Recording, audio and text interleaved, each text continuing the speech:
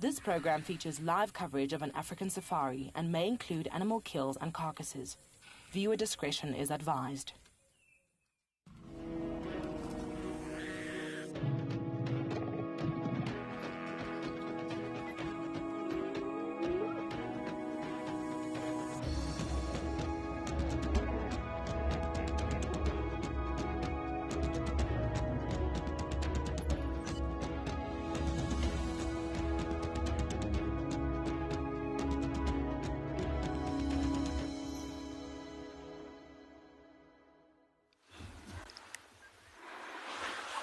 Good morning, good afternoon, or good evening from wherever you are watching in the world.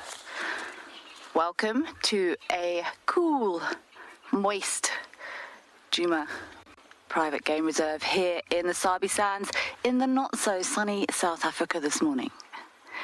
It's been spitting overnight, nothing too heavy, but we are expecting more rain today. My name's Kelly. I'm going to be with you for the next 3 hours, along with the amazing OD Whoop Whoop with me on camera.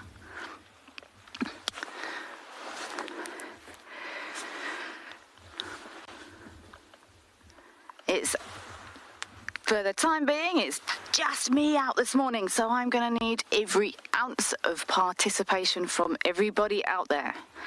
Please, please, please send in your questions and comments. #WildEarth on Twitter. If you are under the age of 18, please do pop us an email to kidsquestions@wildearth.tv, or you can register on the Wild Earth website. Head over to the channel page and you can also submit your questions and comments there. So poor Wendy, she is still not well.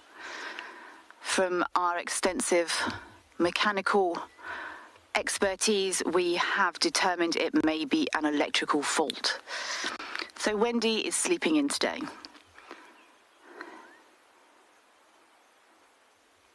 We will keep you posted on the progress of her health. I've come up onto quarantine in the ever faithful Rusty, and I've been listening to Lions since around about 6 o'clock. But this heavy cloud cover, this rainy weather, I struggle to actually determine what direction it's coming from. So I've been sitting up on quarantine for about 20 minutes, and as per usual, they have not uttered a squeak since I've been listening. So I think I'm going to change my area of operation. I was focused up in that northeast corner for the last few drives, more looking for leopard or lion, but we found the fantastic Tavangumi yesterday. It was incredibly painful for me just watching him wander off around the corner, but I'm so glad you all got such a spectacular sighting with him, with Cedric yesterday. What a stunning leopard he is. So I think I'm gonna do a couple of loops up and down.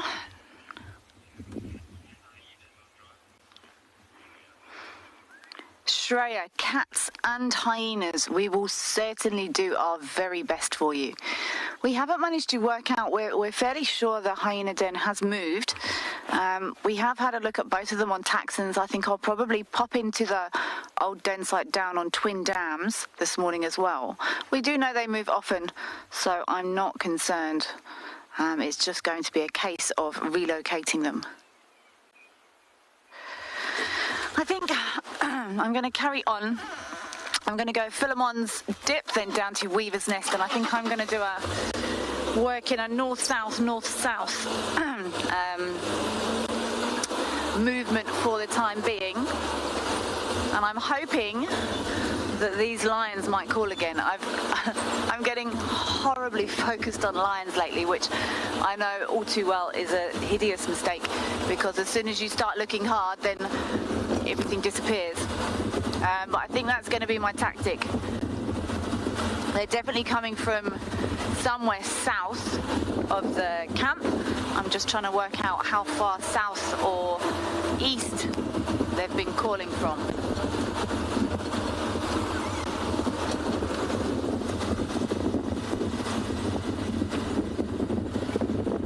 as is often the case, as soon as you stop and listen, everything goes silent.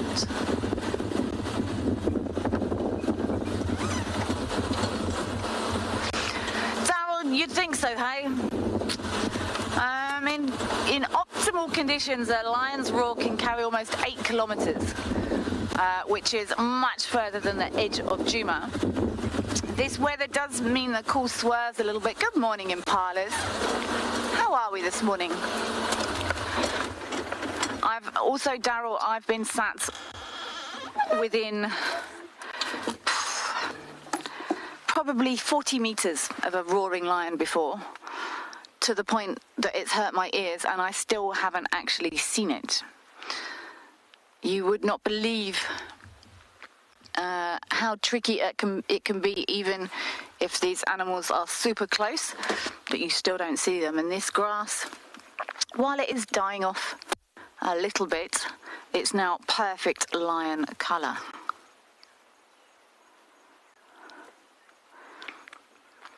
We were just looking on quarantine, and there's been so many impalas up gathered there overnight on quarantine. And of course, they're all starting to be managed heavily now by these territorial, pumped full of testosterone rams.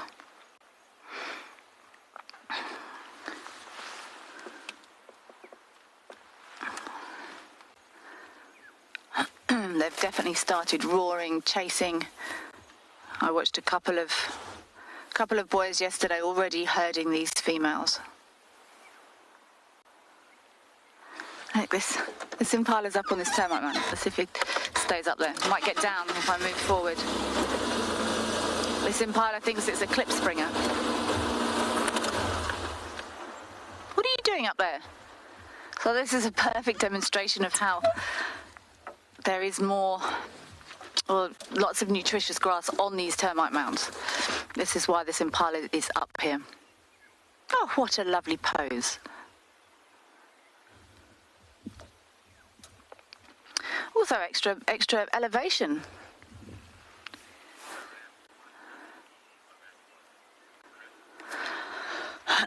Chris, no, they wouldn't bother. They've got no... The main reason, especially this time of year, is mating rights. And the species out here, like an Inyala wouldn't mate with a impala. Oh, what are they looking at? So Chris, no, they wouldn't. They would save their energy. See how twitchy these impalas are. I'm going to sit here a little while. That was all a definite stare off to the right. And we do know Talumba uses this area often.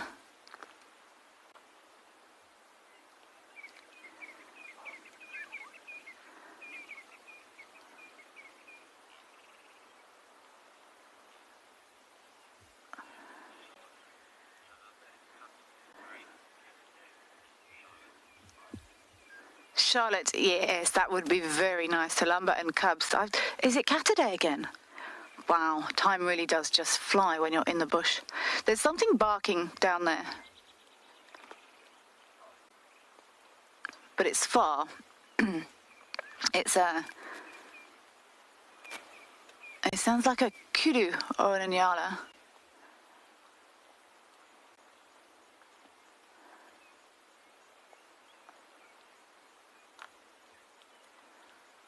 And that's what those impalas were reacting to. These animals, they recognise the alarm calls of other animals. I don't know if they understand sort of exactly what they're saying. But it's far down in that drainage, over the other side of the drainage, probably a good 300-400 metres over there. It's far in the distance, but I just want to listen and see if it sounds like it's coming closer.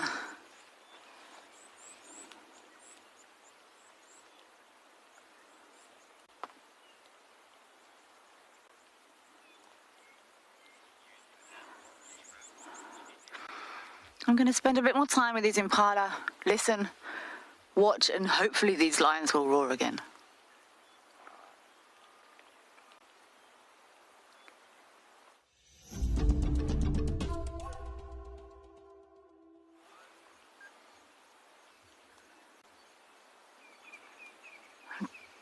just going to spend a couple of minutes sitting here listening. With this wind, with this rain, sound definitely won't carry as well as it normally does. But with those alarm calls down there on the other side of the drainage, and I'm also hoping these lions might roar again. So I'm just going to sit, listen, and watch for a couple of minutes.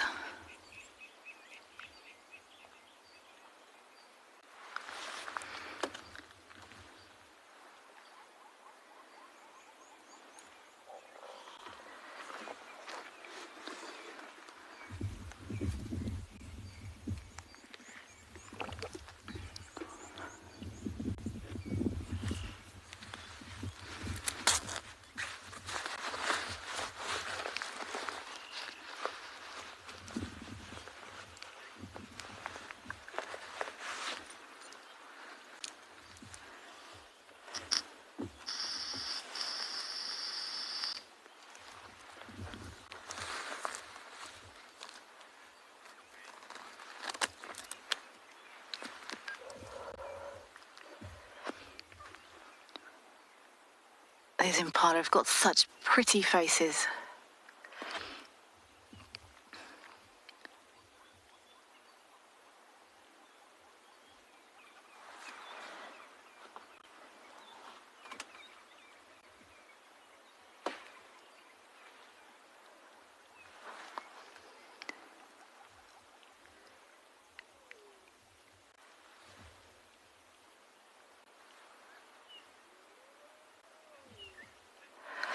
There's also a hyena calling, but again, way in the distance down there. This is actually a really good point of elevation.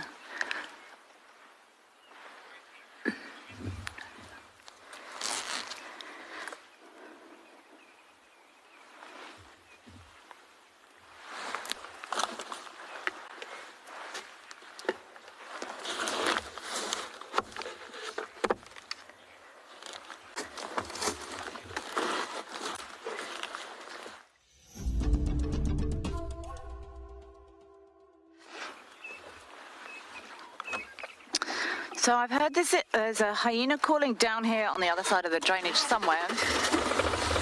Oh, don't you start, Rusty. I think I'm going to go through the dip. Actually, maybe I'll... I'm sorry, impalas. I'm sorry. See how they don't want to go into the grass. They don't know what's in the grass. Ooh, Rusty. Oh, I'm sorry, kids. I'm sorry. I need to go here to look for lions.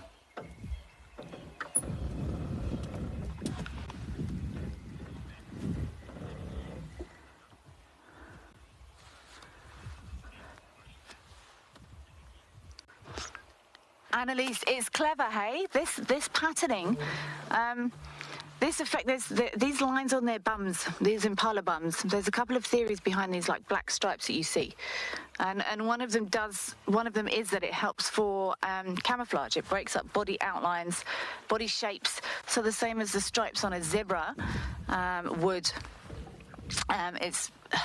It's disruptive coloration. So imagine if all these bums all wiggled around all at the same time. It would be very difficult to pick out an individual animal. And it does indeed make it trickier for predators to isolate an individual. Another theory is ticks. One theory is that ticks do migrate to warmer areas, and darker areas are warmer areas on animals.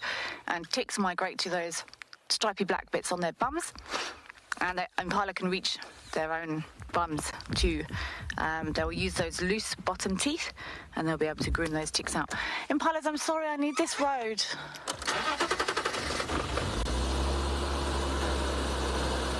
I need to come here to look for lions, I'm sorry. I don't know if there's any scientific theory in my discussions I have with animals, but I don't think there is. Why are you looking behind me? Well, I feel quite isolated out here this morning.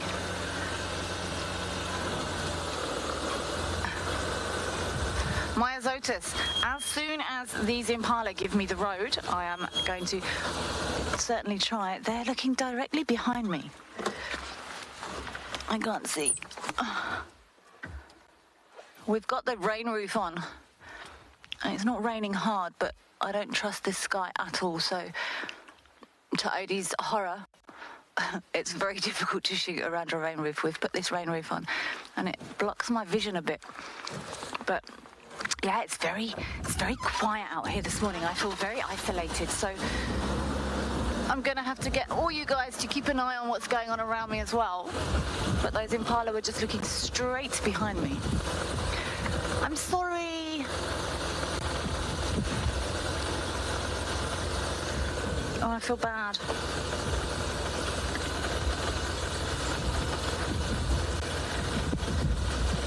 Sorry, guys. Come on. Come on, this side. Come on, you two, this side. Quick. Thank you. Come on, Andrew. Okay, sorry. You see how twitchy these impala are this morning, though? They're very nervous.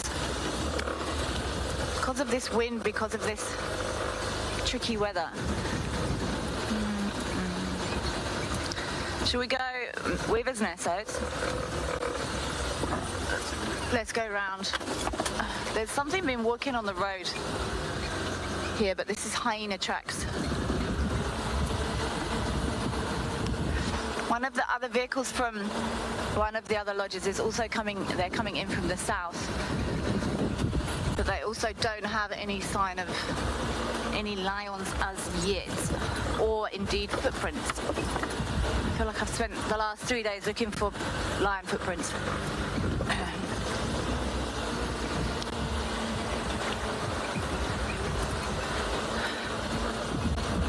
Yeah, the rain is forecast for the next couple of days. Wesley, have I ever been stuck out in the bush at night? Not at night. I've only 3 times in my whole 10-year career have I ever had to be towed back from somewhere. No, 3. Once was yesterday. Once was when I got stuck in a herd of elephants when I've been guiding about 2 months, and it was very unnerving. And there is another time, but never at night, Wesley. Never at night. There are horror stories of guides with guests getting stuck in the middle of reserves, down drainage lines with no service, and getting back to lodges at 10, 11 o'clock at night. But Wesley, no, not yet. I also got stuck in the middle of a reserve in Zimbabwe a few years ago, but it was on holiday as opposed to with guests, thankfully. And the hire car died in the middle of a reserve called Gonarajo with no phone signal, no radio. And we were planning on walking out. It's 32 kilometers to the nearest gate. So we stayed overnight in our rooftop tent, and we were packing our things to start walking in the morning. And we've been walking about half an hour, 45 minutes, and a plane actually flew over. So we went back to the car and had a cup of tea. So it could have been a much more exciting end result to that story. But as it was fairly tame, and we actually drove from Zimbabwe through Mozambique into South Africa without turning the car off. That was quite impressive. We did 4 border crossings. No, 3 border crossings without switching the car off. Yeah, that was fun.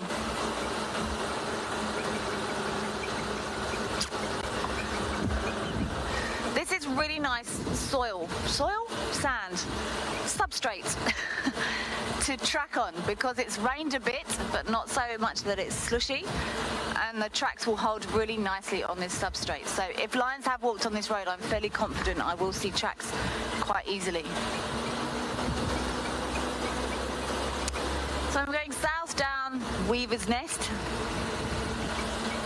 and I'm going to zigzag up, north-south, north-south. I'm sure I'll do a cut line check.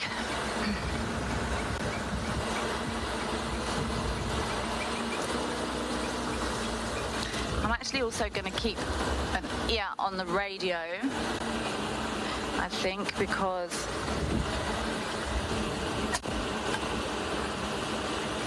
I don't want to miss anything.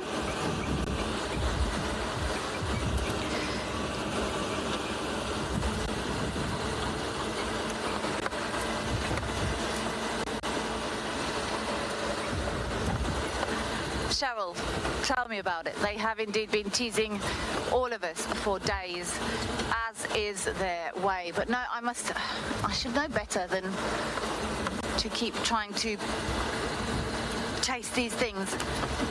The harder you chase, the less you catch. And I think normally if we do have them on the property, it's actually a really, really nice property. I've really enjoyed driving here on Djuma. The amount of leopards is just mind-blowing. I've never driven on a property with so many leopard sightings. And it's a really nice laid-out property. There's lots of nice undulations. There's lots of nice drainage lines. There's open areas. It really has got it all.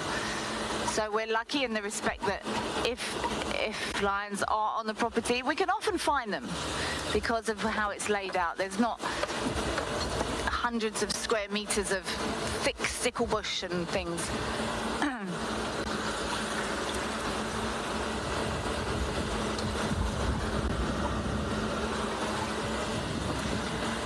I'm glad the rain stopped.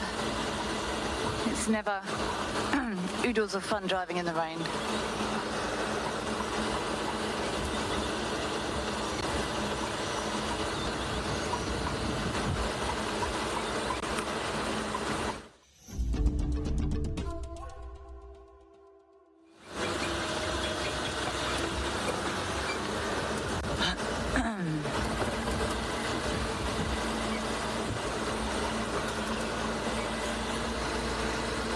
I hope everyone watching has got a nice, toasty, warm cup of coffee. Unless you're watching from somewhere hot, then maybe a nice ice-cooled drink. But this morning is definitely coffee weather here in Djuma.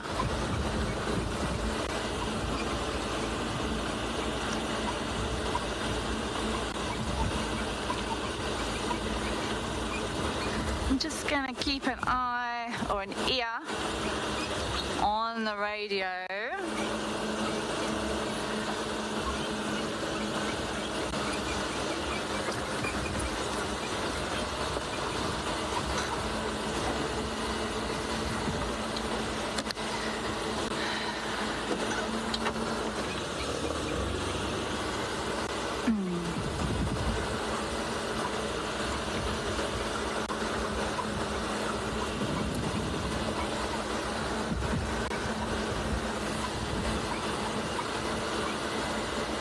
I'm going to take Weaver's Nest all the way down to the cut line.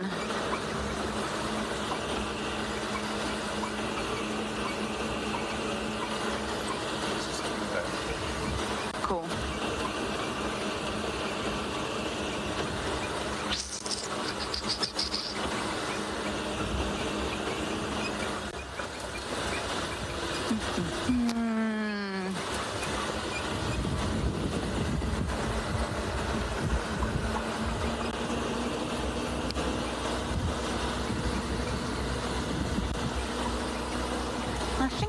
I'm going to go down to Twin Dams. I'm going to stick my nose into that old hyena den, I think.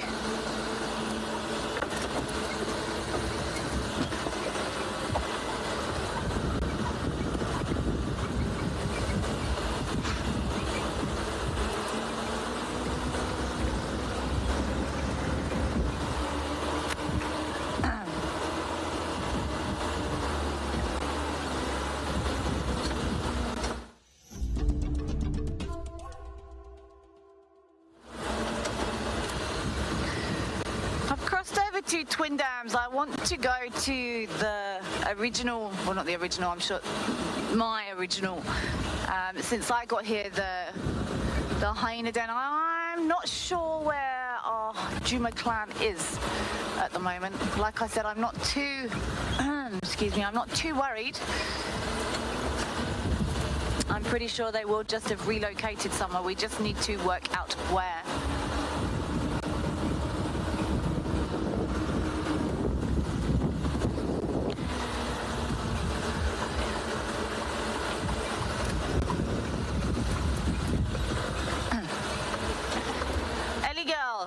You've fallen in love with the Ellies as well as the hyenas.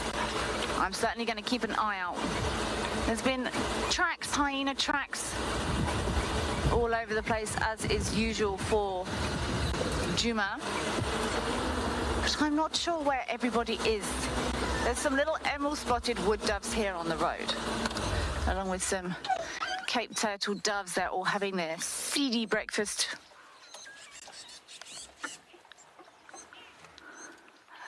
Ooh, Odie, can you see over there? On this tree, they look like firefinches or petilias, but they're having they were fighting there then. Oh, obviously they're going to leave now. They look like little green-winged petilias, or used to be those. Oh, sorry, Odie, I've put... Little, are they... Come on, show us your face.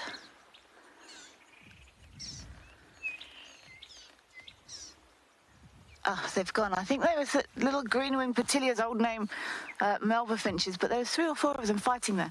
But these emerald-spotted wood doves, someone asked me a while ago what doves have nice colours on them, and these are one of them, but this light is not going to do them justice.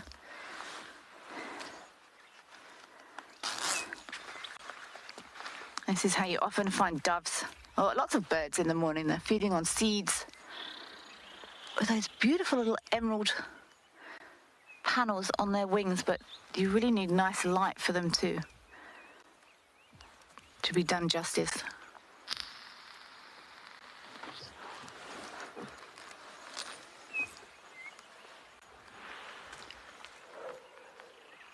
I can hear a chin spot batis calling.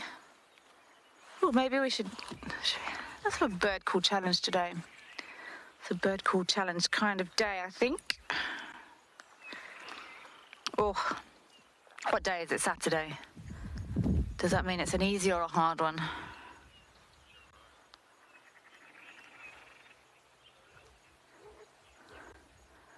Jerome, we have had quite good rains.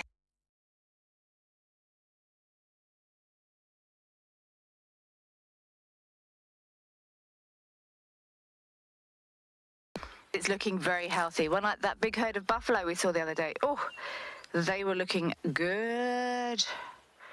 Okay, let's start with a easy bird call challenge today. I know it's, well, depending on where you are, it's still quite early here. Early mornings on Saturdays. Let's ease ourselves into it. So, first bird call. Oh no, this is really easy. No, I'm going to start a bit harder. That one was too easy, but this is a really, really nice call. I love this call. So you ready? Bird call challenge number 1.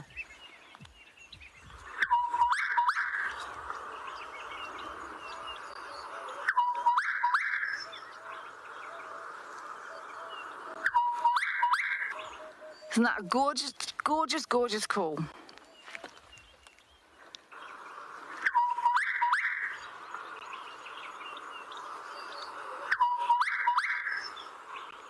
Okay, bird call challenge number 1 for the day. Send your answers in. And I think I'm going to get progressively harder this morning.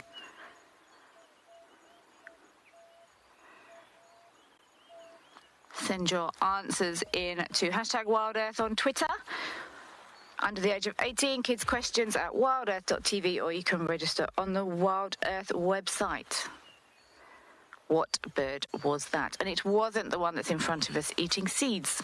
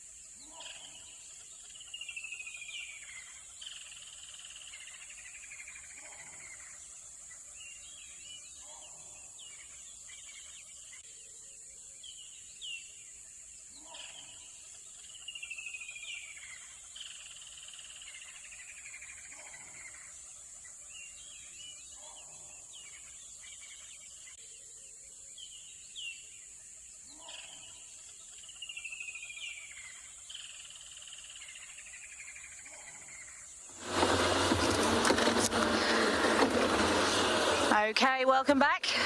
Looking forward to your answers to today's bird quiz.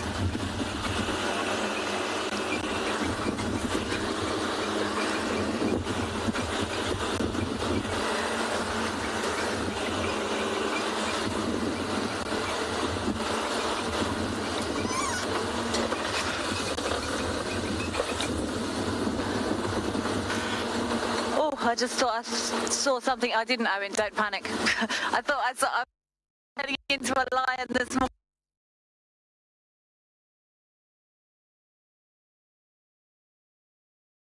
morning.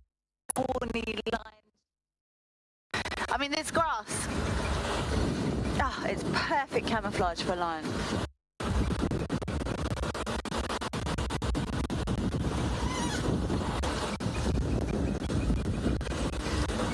Just quick check in on the radio. Morning Stands, any updates on Ngala, please?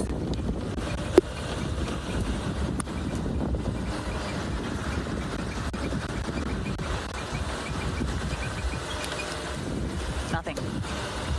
I'm sure you all know most of the words we use for most of the species here now. If you've been watching a while and you've heard us working on the radios, I'm sure you've picked up most of it, so I'm pretty sure we can't hide anything from you. The reason we do, and in normal operational... Oh, there's a Dacre. Stay there, stay there, stay there, little Dacre. Ah, you monster. Oh. These little things, we're going to start seeing more of them. I'm going to try and get through the other side, Odie. As the grass and the vegetation drops off, now it's gone down into that drainage. Go backwards, okay. Say when. English term.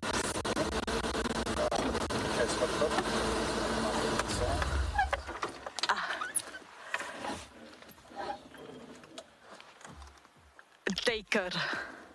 My Afrikaans is minimal, but I do know Dacre is ducker, and it's because of how these little antelope move. They normally bounce off and disappear in a sort of,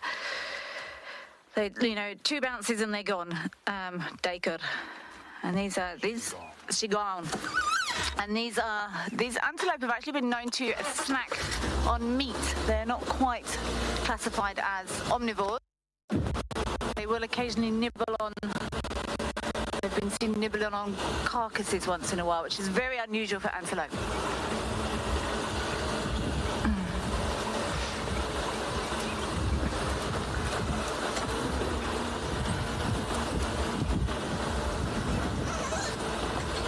So yeah, I was saying, I'm sure you all African names for animal by now. Gecko, you got my gorgeous bush strike. Wow, I'm glad I went a little bit harder than I was going to, but you have still done fantastically well. But the morning is early. I think we're on this morning.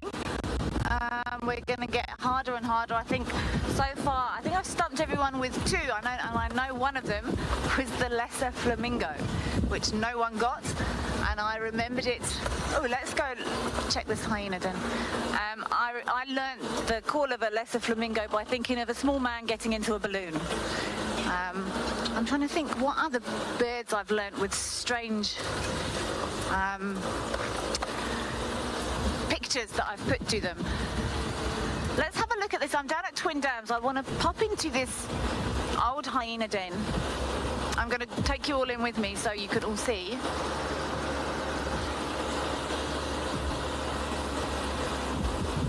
Actually makes it more exciting when I drive into these things with everyone with me.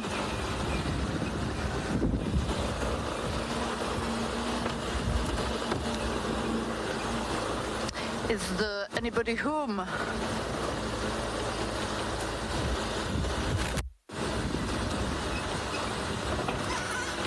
There is not. Odie, would you like to evidence the vacantness? Sorry, I've put that pole there again. I'm hopeless. Is that okay? Yeah, we were torn on the rain roof today, but it was either have some poles or potentially nothing, so we went for poles. So there is no one home here. I'm just trying to think, maybe we should duck in and out of a couple of other of these old den sites today. I would love to know where they've moved to. Okay, as soon as everyone got my gorgeous bush shake, we're going to roll with this one today. Okay, another easy one. I don't want to put everyone off too early. No, that's really mean. Okay, bird call 2 of the morning.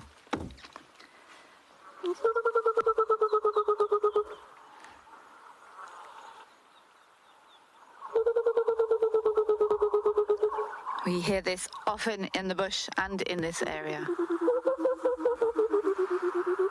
Very spooky, spooky.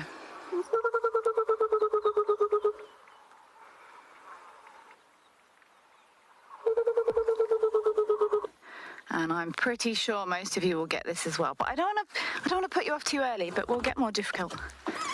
Okay, so there is no one home at this Twin Dams hyena site, I'm afraid. I haven't heard anything else on the radio. I'm going to try again. Most of you know the animal names that we use here, and the reason we use them on the radio, we are not trying to, well, we are trying to, normally we use them if we have guests, normal guests on our vehicles, and the reason we use them is sometimes animals aren't in range or they're not gettable to. For example, if we ask date and there is a leopard, but it's been seen on property that we can't drive on. If everybody hears on the radio, oh, there's a leopard here, everyone goes, oh my God, there's a leopard, but we can't actually get there, and that is the reason. That's the only reason we don't use English all the time on the radio. I normally say when I'm briefing my guests, my Shangaan isn't good enough to gossip about you guys. It's purely so we can get a good idea of animal movement all around the area, all around the properties. The reserve I worked in, Djuma Game Reserve in the northwest, it's 75,000 hectares. And if you find out that there's a leopard or cheetah or something on the other side of the reserve, it's a 2-hour drive away, and you know, sometimes you just can't get there. So that's why we do it. I don't know if anyone's ever explained that before. Right, hyena den 1 vacant.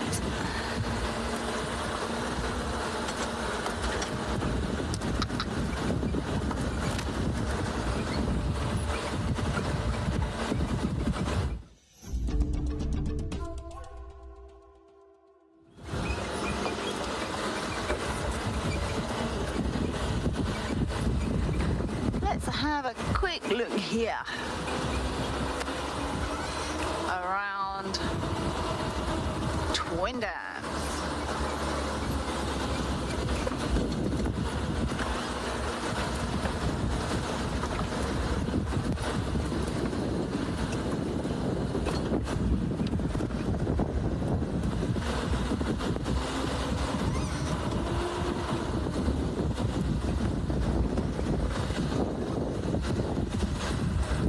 So this is where we had Marips the other afternoon, and that was with Odie as well. What a fabulous sighting that was. Oh, I was so excited to see Marips. He's a fine looking young boy indeed. And he's developing a bit of a swagger now. He's really got some confidence going on. Sometimes these younger animals, they're not too sure of themselves, but and I thought for a second he was sent, but I changed my mind. I don't think he was. I think he was just having a bathroom break. But he's got an air of confidence about him, which is great news.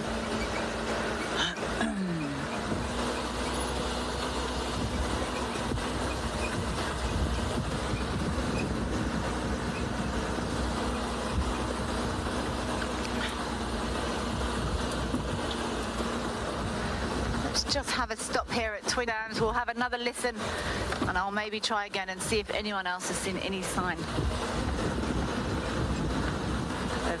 any lions this morning?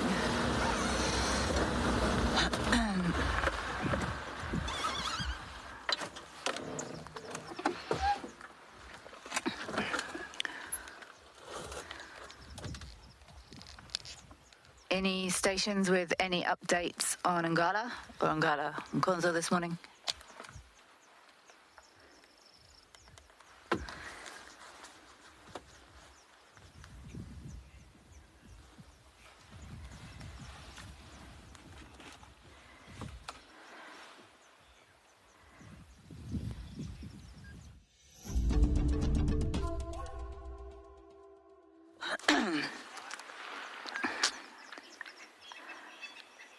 I'm settled here at Twin Dams, and again, I'm just going to spend a little bit of time listening. I have just called again on the radio to see if anyone's had any lion tracks, and I haven't had anything as yet.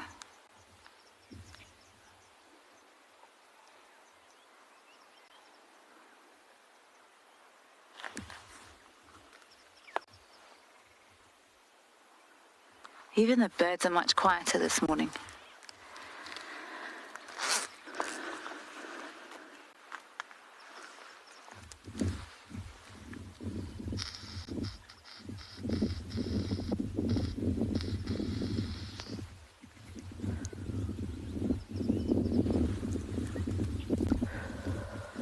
Oh, that was another thing I wanted to ask everyone. Who is planning a trip into nature this weekend? Who has plans to go for a walk or go birding or do some gardening? Also completely and utterly counts as a trip into nature. I would love to hear what you're doing to take a trip into nature. If you can, if you can't, then spending time with us here on safari is also adequate. But I would love to hear if you have any trips planned into nature over this weekend.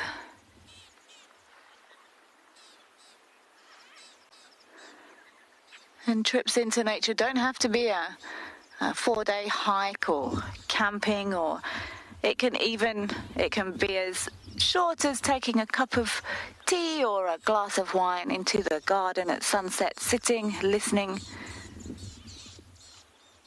Any time spent just zoning in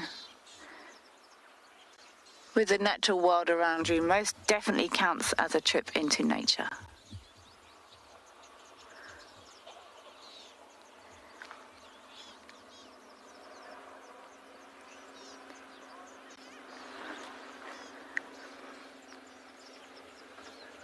You can see the water's dropping here at all of the dams now.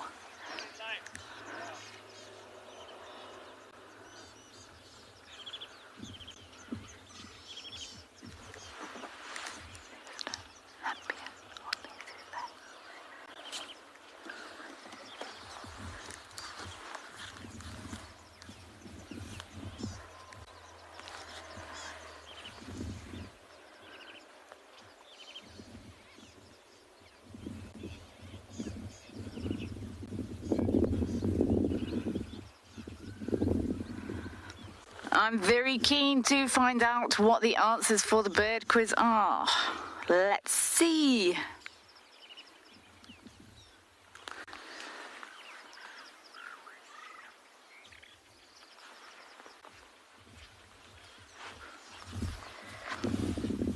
I'm definitely going to start lining up the next one.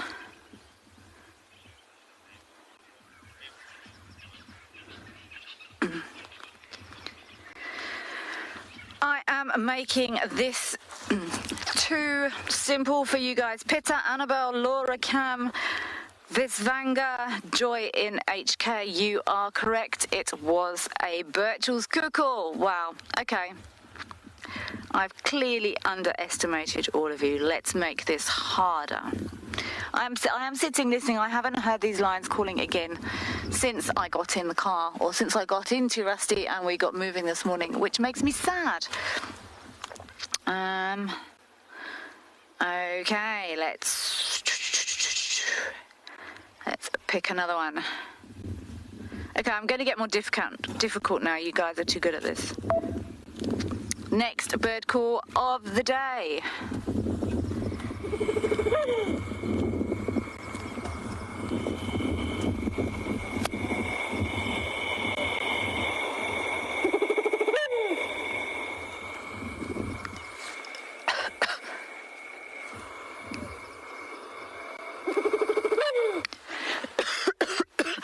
Oh, excuse me, I just swallowed a fly. Once more.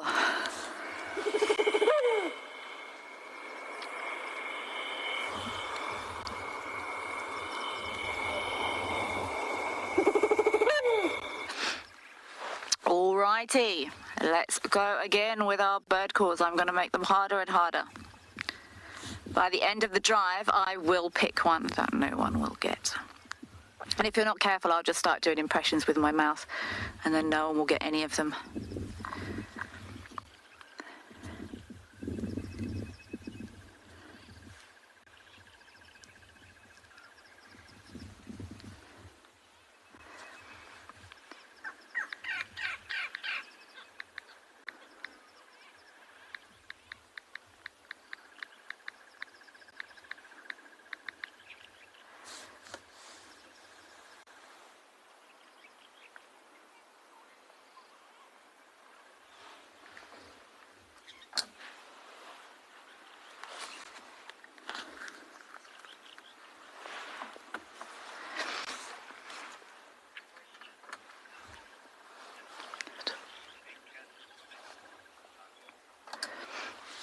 Tato, have I ever seen big cats swimming? Yes. I have seen a lion swim once. It was, that was the night I was very, very late home to the lodge, and I got in so much trouble. We had two big male lions on the opposite side of the Sand River in the southern Sabi Sands. They were the two big dominant males, and we'd seen them on the other side of the river, but we couldn't drive on the other side of the river. And these males were walking up, down, looking for a place to cross. And we were supposed to be back at the lodge by, I think it was 7:30, and I was there with a friend of mine who was also driving from the same lodge, and we said we really want to see these lions cross. So we decided, okay, if we're both gonna get in loads of trouble, we'll get in loads of trouble together. So we waited, and these lions, they were up and down on the opposite side of the bank, and we could just see eyes for 45 minutes. We could just see eyes, and then the eyes would disappear, and then the eyes would come back. And in the end, both of these males got into the Sand River and swam and crossed the other side. I think we got back about 9:30, and we were in so much trouble. But we decided to get in trouble together. So that is the only time I've seen a big cat swimming. I've seen leopards belly deep a few times, but cats, they're not massive fans of water. I've never seen a leopard swim. I know it happens, but that is the only time that I personally have seen a big cat swim, and it was two huge male lions swimming across the river. But yeah, we got in lots of trouble that day. But it happens. White rhino can't swim, but black rhino can. White rhino are completely poorly designed to swim. Their noses are much, much lower than sort of their bodies. They can't lift their head high enough to swim, basically. But lots of animals can swim, and they need to sometimes if they get trapped in in the rainy season. We used to joke where I used to work, if we had big rain for 2 days and the river rose quick, and the animals were on the other side, we'd sort of say, oh, they're not going to come over now. But they do. Big cats included.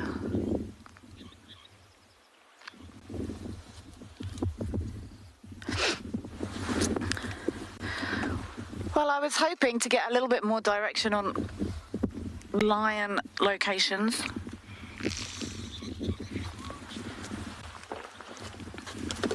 But it does not seem that this is going to happen. Not from here anyway. So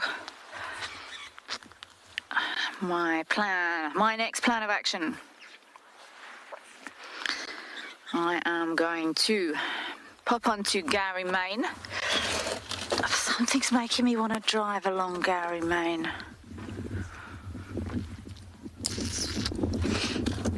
I was going to go back around and back up the southern section of Weaver's Nest, but something's making me want to drive this cut line.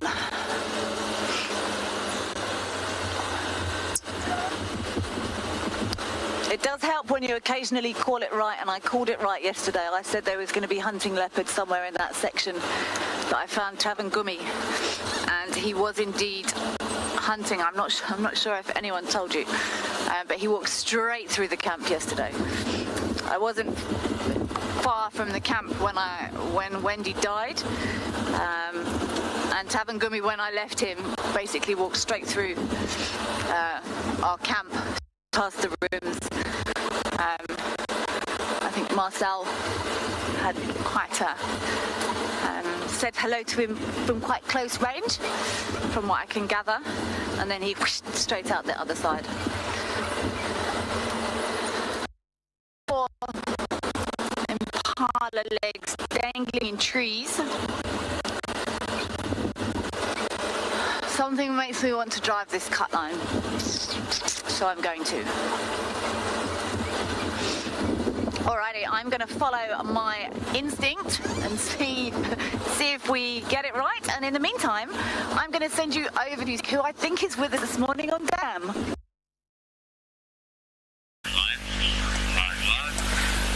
Good morning, everybody, here on the Dam Cam, Gary Dam. Hopefully everybody's having a wonderful sunrise safari this morning.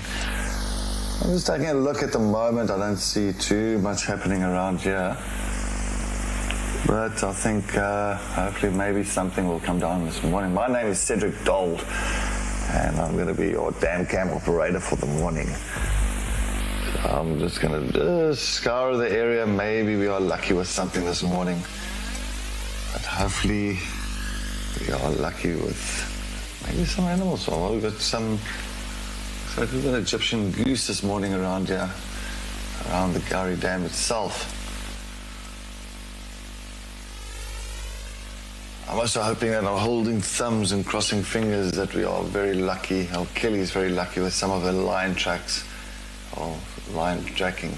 Hopefully that lion dance from the other night will assist her in this morning's finds.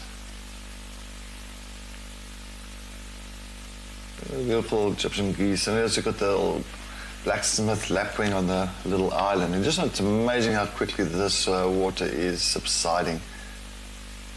You can just see it's going further and further and lower every single day.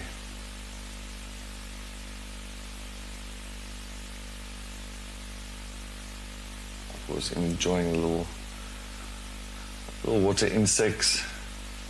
The blacksmith lapwing, they're just really enjoying it that side. Actually perfect ideal as well with these islands. You'll find out the blacksmith lapwing will definitely utilize an island like this as a nesting site, because as you know, they do nest on the ground. And I think because it's now a little island away from the mainland itself, I think it'll be an ideal place for it, just for security reasons and just to make sure that those eggs are in a safe area. But as you can see, the water is going down quite quickly, so I'm sure sooner or later that island is going to be part of the mainland. It's not going to be any use for that poor little lapwing to actually have a nest there. Just as well have it anyway. But I haven't seen any of their little chicks. I've been monitoring these lapwings around Gari Dam for a while.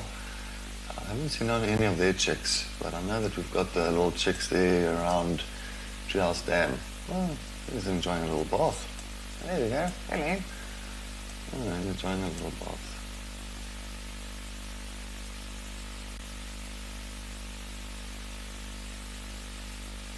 Quickly, of course, in making sure everything and the feathers are all in good condition.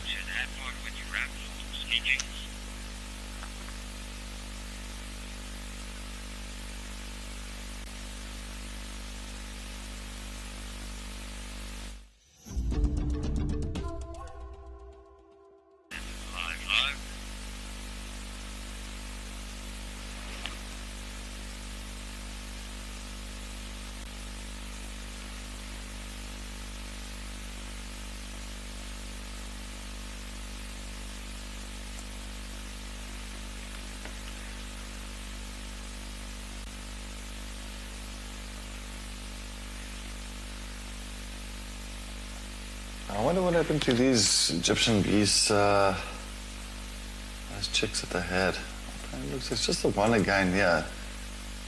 Always used to be the pair, and they are monogamous. I wonder what happened to the partner of this male. And actually, and all the 7 little goslings. I don't know, so this disappeared all of a sudden.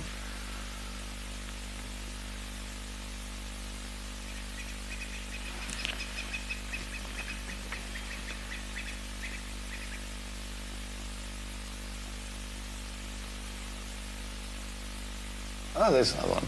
Oh, okay. A little partner there. Hello. I wonder what happened to those goslings.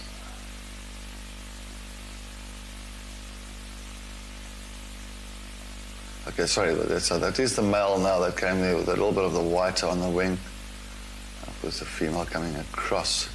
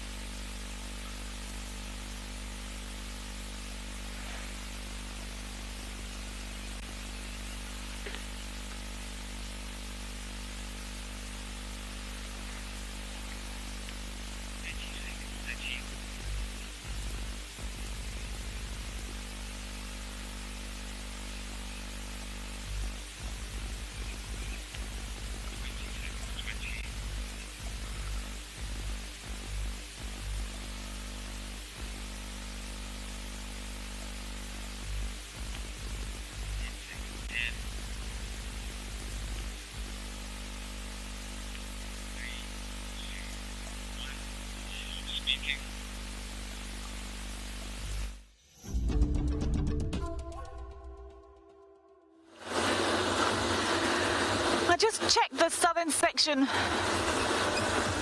of Gary Main between Weaver's Nest and Twin Dams with no line track, so I'm gonna go up the southern section of Weaver's Nest now on to Philemon's, and I'm gonna pop into both of the hyena dens close to Taxon's and then back down Philemon's. And we shall see what we shall see. I've seen no... Oh! I was just about to say, I've seen no leopard tracks.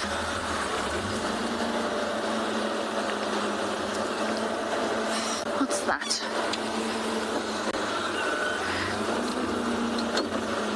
This is a...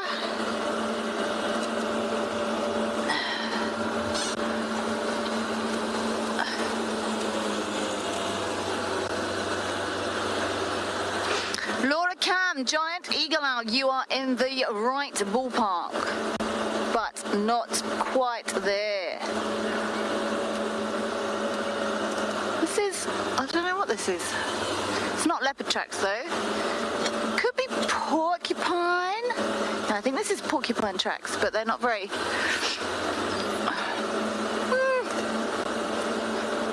I don't know what this is.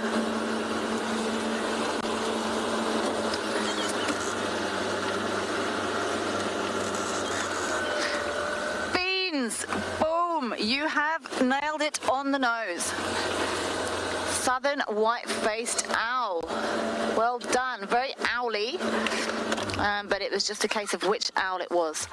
I'm not sure what tracks these are. They're not leopard tracks. But they don't look right for porcupine or honey badger either. And they're not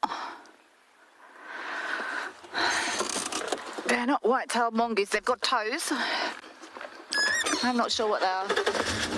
It's before this little bit of rain, so it's quite difficult to tell, but they're not leopard tracks, I know that much.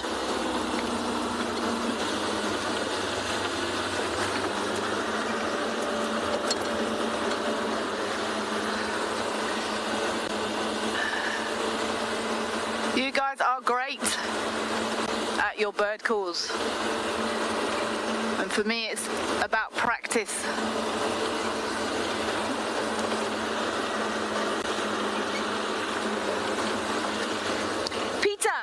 As luck would have it, I don't have it with me this morning because it was pouring with rain. I've just bought my mammal book and my Insectopedia this morning. I think it's Mammal Tracks and Signs. It's a black and orange book. It's brilliant. There's lots and lots of tracking books out there, so it's all down to personal preference. But and I'm not affiliated with them in any way, shape or form, but there's an organisation called Cyber Tracker, run by an amazing guy called Louis Liebenberg, who is the tracker, and it's actually written by him, and there's lots of really nice, real size animal tracks in there. But it's personal preference. There's lots and lots of tracking books out there, but my favourite one that I've got, it's a black and orange one. I'll bring it out this afternoon and show you. Every time I've showed anyone a track, it's been from that nice black and orange book by Louis Liebenberg. But there's lots of tracking books out there. Some people get on better with some better than others. What I've done, I'll tell you about it. What I've done with most of my learning material and my books that I use, and it is really nice to have books. They're heavy. I travel a lot, so it is really nice for me to have books. I do use a bird app, but I haven't brought it out with me this morning, but I think I'm up to 11 books that I normally have in the car now. And it is really nice to have reference material. There's a nice dove on the road there while I waffle on. And it's nice to have reference books, and the way I normally do it is throughout my career, as I build on knowledge base, and you always build on knowledge base, I normally start with a small book, so just a little pocket-sized track and sign book, which are really nice to have if you're walking or if you're traveling a lot. And then my rule with everything I have in the bush is if I've needed it or used it more than 3 times, then I get a big one. So that's how I've gone, and I've just recently bought a dragonfly identification book, dragonfly and damselfly identification. I think that might be a bit above my pay grade because it's sort of a 250-page book with very, very similar looking dragonflies and damselflies in. What else has been in it? Butterflies. I've just bought I tried to use it the other day at the dam, and Owen actually ended up getting it right. It was a spotted joker. That's a 400-page book with butterfly IDs in. But lots of these books have actually got really nice information at the front about butterflies and how they lay eggs and their life cycle and all the rest of it. So it's not just identification, but that's the way I work. So if you are interested in learning more or getting a better understanding of things that happen here, that's how I've done it over the years. But what I found as well is that the trouble is you spend a summer looking at insects and you practice your insects, and I've got 2 insect books. Still often can't find an insect I'm looking for in there. And then I end up resorting to, there's some, the expert pages and web pages, and I actually have people throughout the industry that I use. If I've got a flower that I can't identify myself, I'll try this book, and then I've got a flower man. Who's brilliant with flowers. I've got a bird man, I've got a star man. Ben is actually my night sky consultant, and that's how we share information. That's how we learn. We can't know everything about everything, or even a snippet. So that's how I work. If I don't know, then I know someone who does, pretty much. Sorry, little birdie, to interrupt your breakfast. There's elephant tracks on this road. Not fresh, though.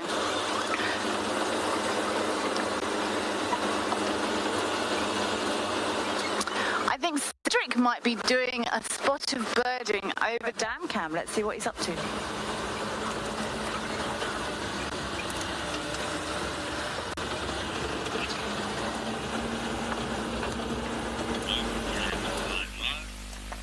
Yeah, welcome back to Dam Camp. Definitely, I agree with Kelly. I think books is just really a basis to get the fundamentals and just the foundation right But I think talking to other guides and experiences with animals, with tracking, with behavior, I always believe that sometimes it's the best thing to do, because it's more the practical side. I'm a very practical person. I enjoy the practical things where I see it happening, I see it playing out, and that's where I really get more of my information from, because in nature you can never write on rock. It's never going to be exactly, well, it will be this way or that way. Sometimes nature actually just improvises to survive. So yes, I definitely agree with Kelly. Just also looking at the dam itself, I think Laura Cam, you were asking, do you think the dam will survive this winter? Well, Laura Cam, thank you very much for joining us on a sunrise safari on Wild Earth. I think it will survive. I think it is definitely subsiding dramatically. It is going down in a very quick way, but I think there might be once winter really sets in and the colder weather sets in, I understand then the sun is not going to be too harsh. So I think when it evaporates the water, I think it's going to slow down. The water going down much quicker. So I think it'll survive this winter. I think this water definitely, or the dam itself, it'll still have water right through the winter until the next summer rains come. I mean, that's around about September, October. So we'll have to see. But it is quite a very grey day today. As you can see, it's very grey today. I think this is definitely our first bit of a cold front that's going to be coming through. And I think that's going to happen now from now on. We're going to have definitely our cold spells. But you must remember, in the low veld, our cold spells are absolutely amazing. Our winter time is amazing, because yes, once the sun sets, it does get a little bit cooler. But you'll find of course, that once it gets cooler, our afternoons or our days when the sun comes out, it's absolutely really, really nice. And it's really pleasant at 25, 26 degrees Celsius. Good morning, Jerry. All the animals are looking so relaxed this morning. Thank you for joining us on Wild Earth on our sunrise safari. Well, on the dam itself, if I could find an animal to see if it's relaxed, it would be fantastic.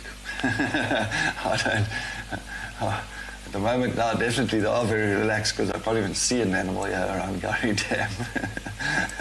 But I'm sure, I'm sure they are relaxed somewhere down inside the vegetation.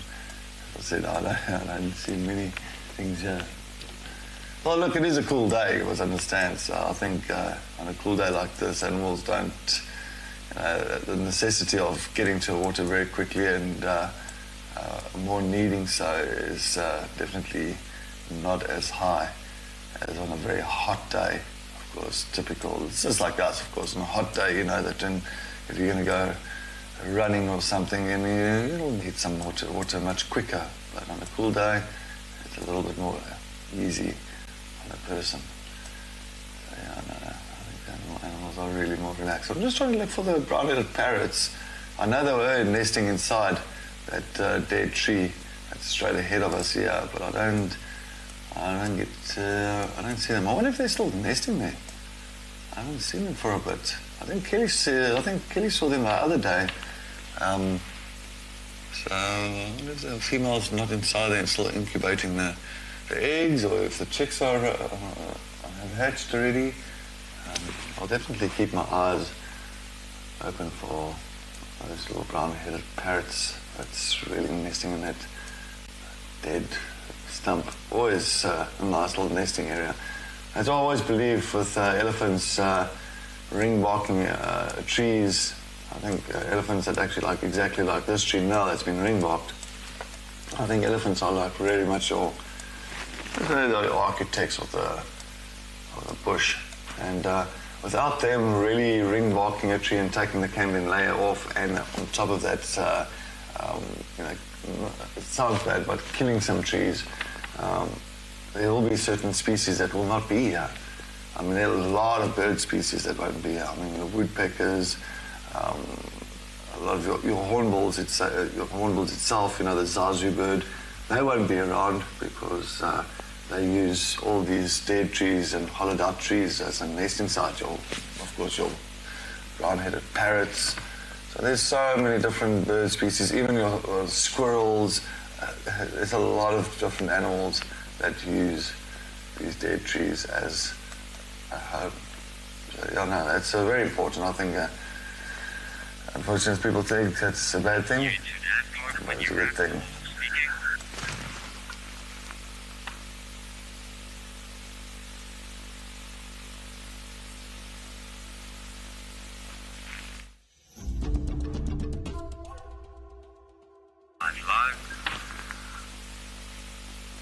Apparently I heard, I think Karen just told me now that the parrots are still around, but maybe we do see them a little bit later. Maybe they're just taking a late old snooze. Maybe they'll be coming out for us later on.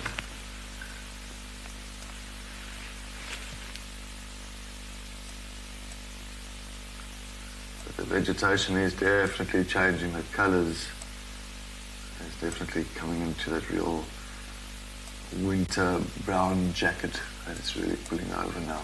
It is absolutely beautiful. I always enjoy the winter side of things. It always looks really pretty. Even the green, of course, when it's summer. But to me, the winter, I don't like the cold. I love sun. I'm a sun person, so but still winter, it's got sun in the day. So once that sun comes out, I'm like a reptile basking in the sun. But the vegetation itself is always amazing. It's really, really kind of dies out a bit, but animal activity around waterholes just become really abundant because there's not much water around. So of course, getting to dams like this, slowly but surely, of course, animals know, especially like elephants, they know exactly where these waterholes are, and we still know which waterholes are still holding some water.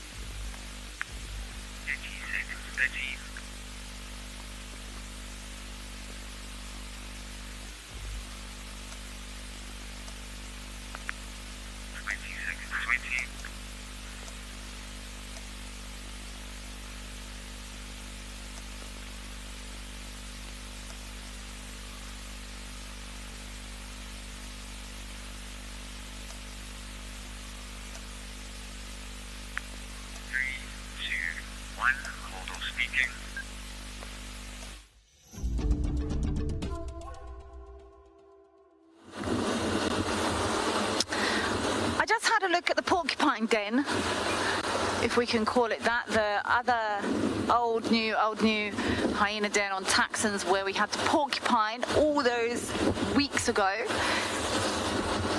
And there was a rather large warthog there, not inside, just feeding around the outside. And we followed him all the way around, and he just slowly evaded us and then walked into the bush. He didn't even run away, which I possibly find even more frustrating. He just walked away with disdain. So I'm now we'll go in here together, have a look at this other Taxons Road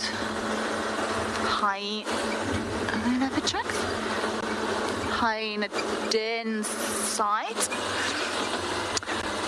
And then after that, I'm going to start having to... Odie said he knows another den or an old den site somewhere, possibly off of Aubrey. So I might go up there. But we haven't really had loads of rain to do too much damage to the road, so we should be okay with off-roading. I might pop up there, although it's starting to drip again, actually. Let's have a look at this one.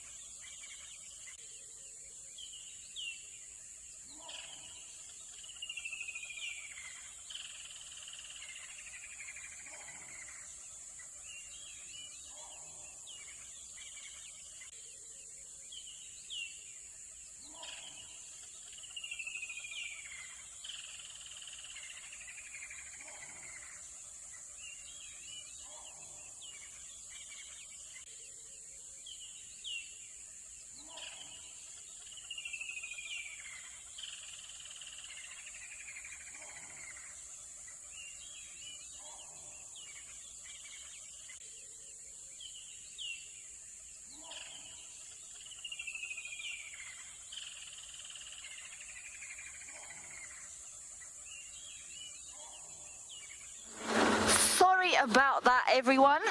Seems we lost you for a minute there. Oh, it's starting to rain again. I just want to show you, we did just pop our nose in here, but I do want to show you all that we are still trying hard to work out where these hyenas have gone. There are tracks up and down this access road, but there's no adults here.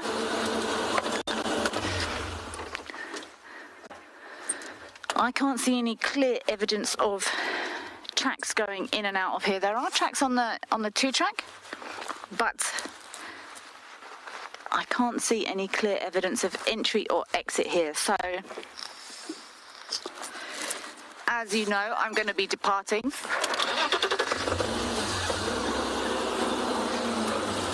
Maybe we should go try it. I haven't been there, but Odie says he knows an old den site on around Aubrey's. And I did say, do you know how to get there? And he said, yeah. And from my experience, when people go, yeah, not always sure, but maybe we'll give it a go anyway. Should we try, Odie?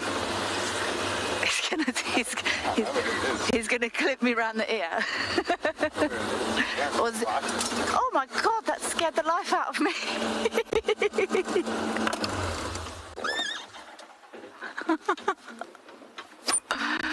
I didn't know what that was. I was looking at it and there's an enormous warthog in the road.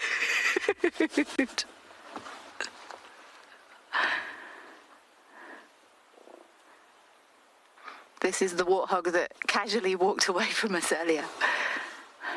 Oh, that is a monster. And he's not overly fazed by us either.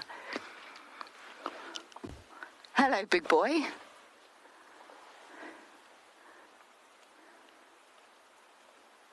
When you're that big, you don't need to run away. You can just stroll. That's actually lovely. Let's see if he'll let's... Oh, no, actually, I'm not going to.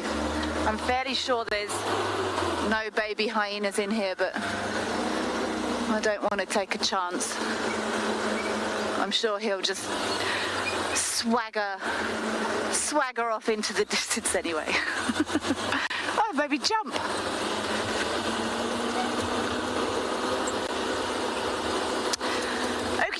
I think we should go down Philemon's cut line back to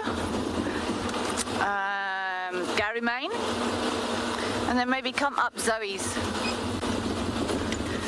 I thought I might have seen a leopard track here at the turn off to this 2-track, but let's check again.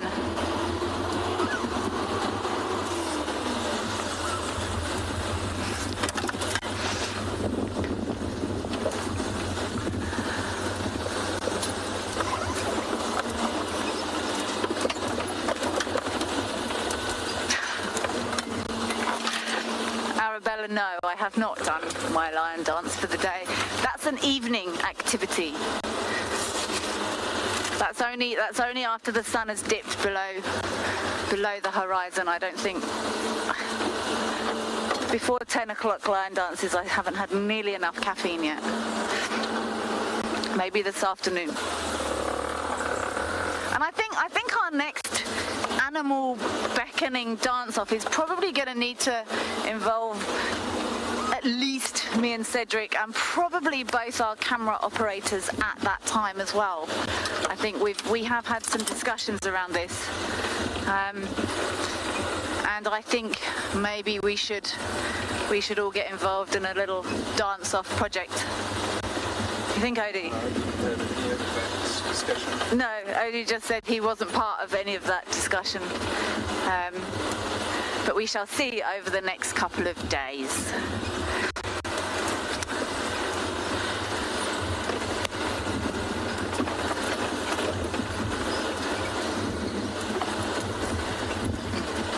I'm going to shoot straight down Philemon's cut line, and I'm going to check in on the radio and see if anyone else has had any tracks.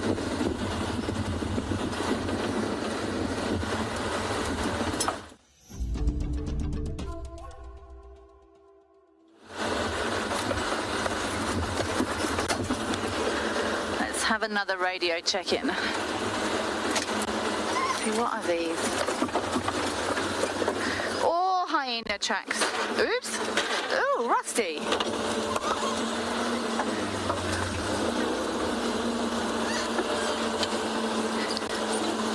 stations with any updates on Djuma?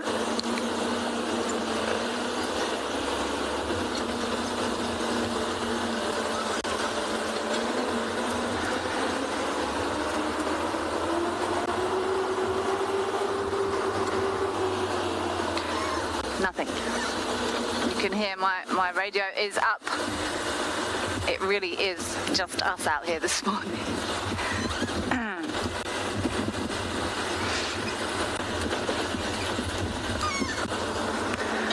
I might have a check around today. I've got friends on a couple of the neighbouring properties, see if we can't work out where those, or any of these lions have gone.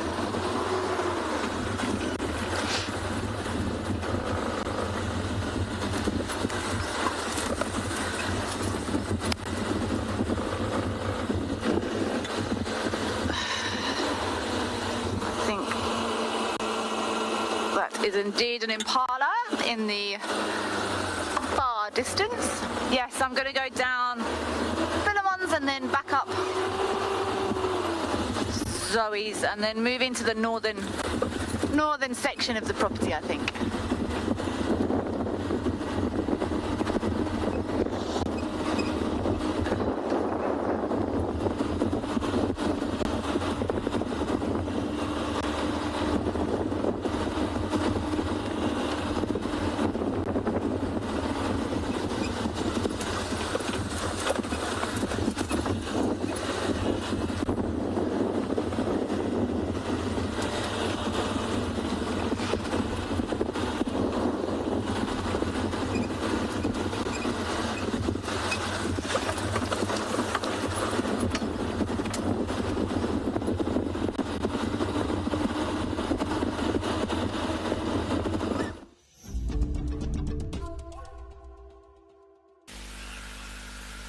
Yeah, welcome to Gowrie Dam, or welcome back to Gowrie Dam.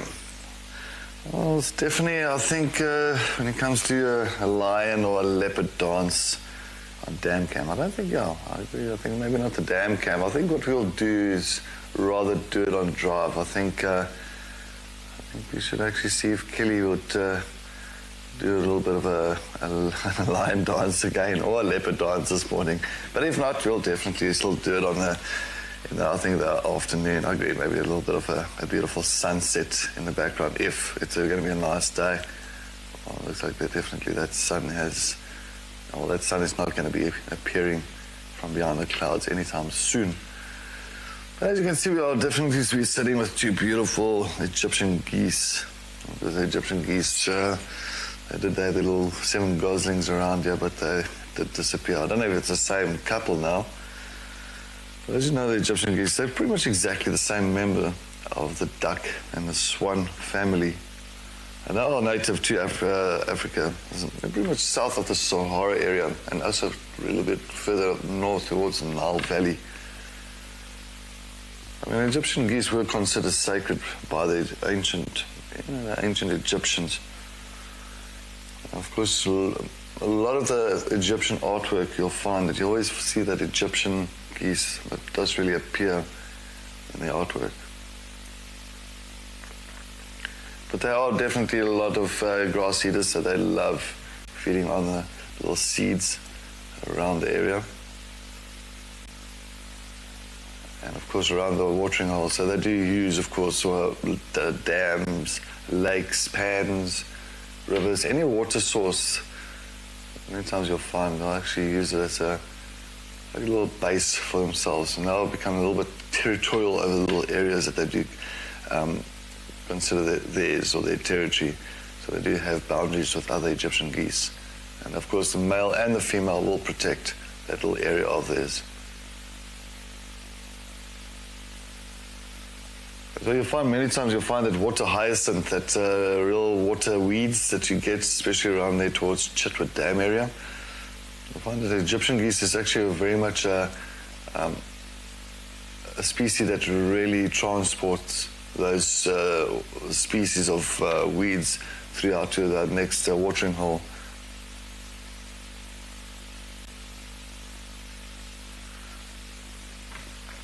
Molly W., will Egyptian geese ever change its name?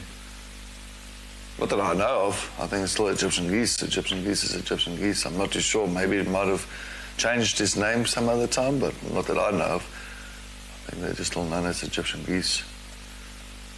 But anyway, good morning and welcome to our lovely sunrise safari and wild earth. But yeah, they do transport things like that. Also, even fish. Many people are like, how does a fish, like, all of a sudden get to a little dam like this now, and you'll get like tilapias and catfish, and how does those fish actually ever end up in these dams? Especially like the tilapias. You must remember when they do lay their eggs, and the eggs are really much in the water areas. You'll find that the Egyptian geese maybe paddling or wading through the water or the dam itself, and then all of a sudden you'll find that those eggs are very sticky, and they do attach themselves maybe to the legs of the Egyptian geese, or even the fins or the flippers of the Egyptian geese.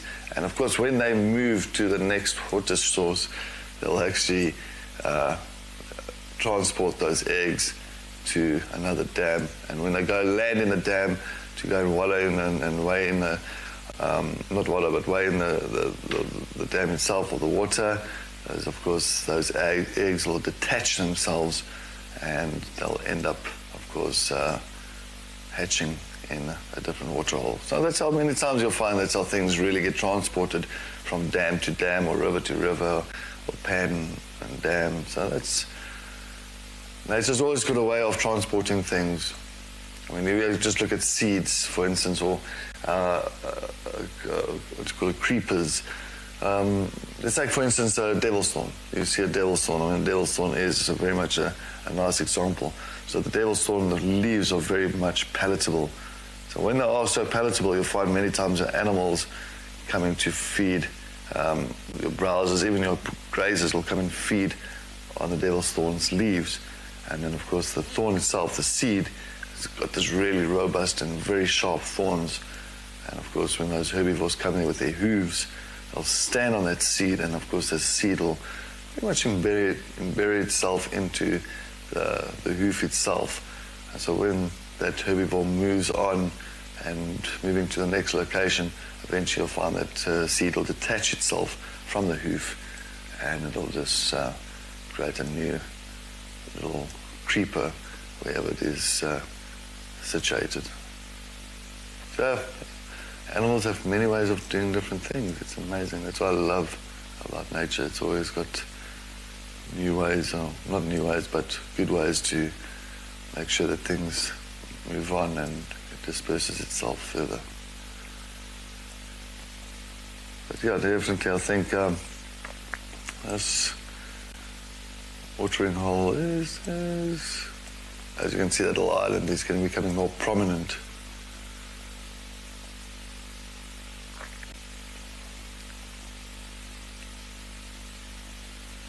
Yeah, and all our migrant birds are, of course, slowly but surely heading back now towards the equator, north of the equator. Of course, winter has hit here, or not winter has hit, but winter is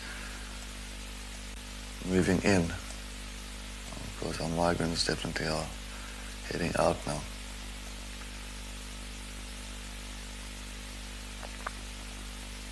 There's still some trees that's got some nice green leaves, some beautiful big tumblerti.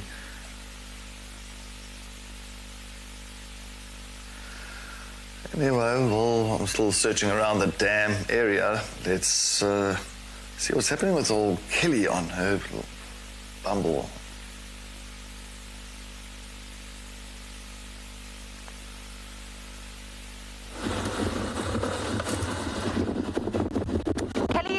Diving down Philemon's cut line, looking at the sky, which is still a little bit dark, but it did start raining again, but it's eased off again.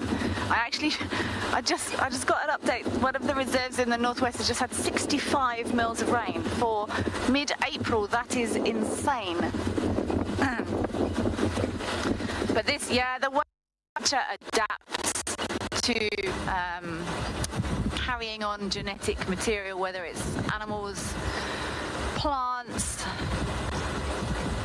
It really is amazing how everything is so intrinsically linked to everything else. It's absolutely perfect. There's so many aspects of nature that us humans have tried to replicate and failed miserably. One is things like spider silk. We haven't managed to replicate spider silk.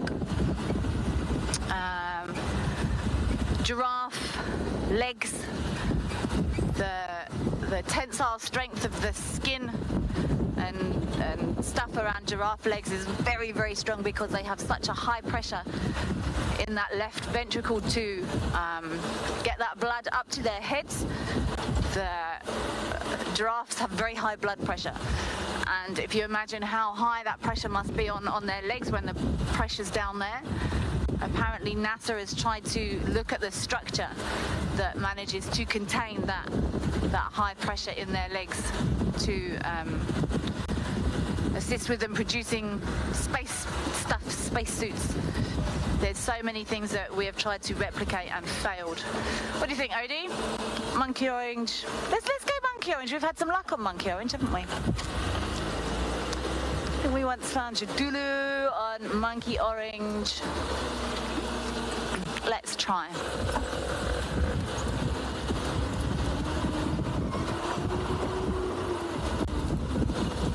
I'm still hoping to hear what time everyone's spending in nature this weekend.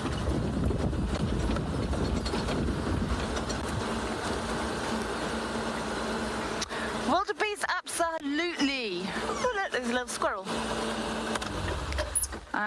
Absolutely, wildebeest. They will love to use those. Oh, look at this squirrel. You little. Oof. That was so cute. He was just sitting on the road there having breakfast. Oh, now he's gone in the grass. Wildebeest, absolutely. Warthogs will use. Oh, you can still see him. They absolutely will use hyena dens. They actually, it's not a dissimilar structure to how hyenas use them, but they have their piglets, hoglets, wartlets, whatever you want to call them, and they're actually on a little raised platform so that if there is flooding there,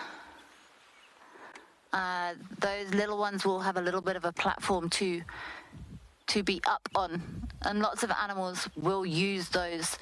Well, termites start them, and then they're utilized by hyenas, wild dogs, porcupines, snakes, mongoose, and it's just another really nice representation of how nature, same as dispersal, how nature adapts and makes use of everything. This little squirrel, he was just sitting really cute on the road, but we can still see him through there. And it looks like maybe a marula seed that this squirrel's working on. I love how they use their little hands. Hands, paws.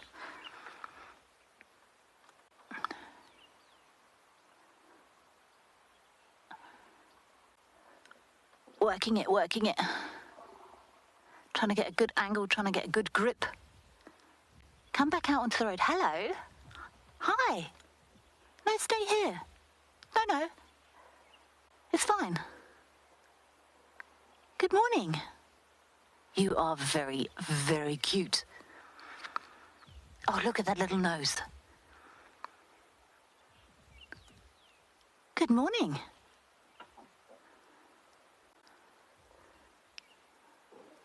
Thank you for saying hi.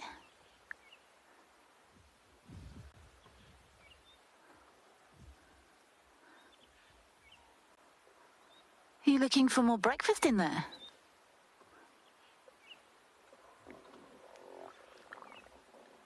Okay, gone. Oh, that was nice.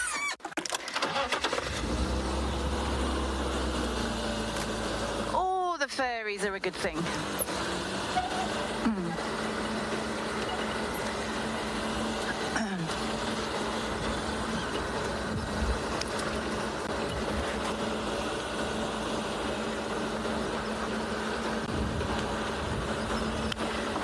Stacey, I love watching squirrels, and baboons, squirrels, and I think it's because I relate the way they use their little paws to hold things and manipulate things. Parrots, also our parrots that are living at Dam Camp. I wonder if Cedric's checked in on the parrots this morning. He must check in on those parrots for me. Parrots will use their feet to put things to their mouth. Very, very cute the way they hold and manipulate what they're eating.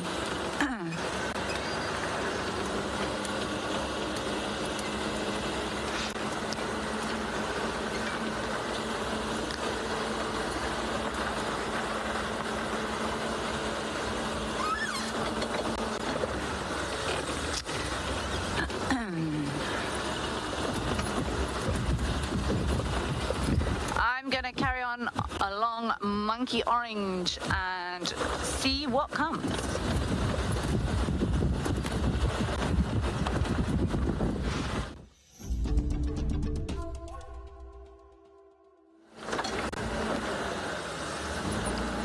There's a baby scrub hare, Odie. Can you see it? Got him. Oh.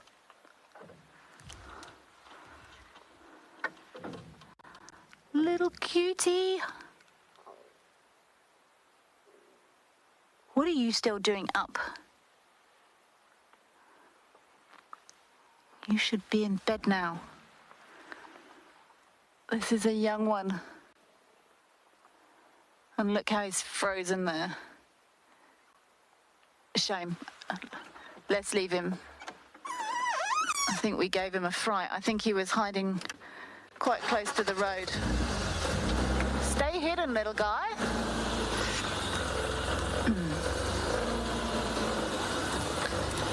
Woo! That was a big bump.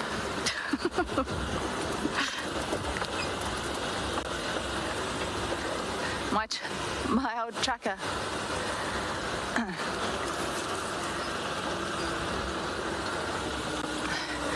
My old tracker used to say to me he'd driven with lots of female guides, and it's only the girls that go ooh when we hit a bump. He said the boys don't do it.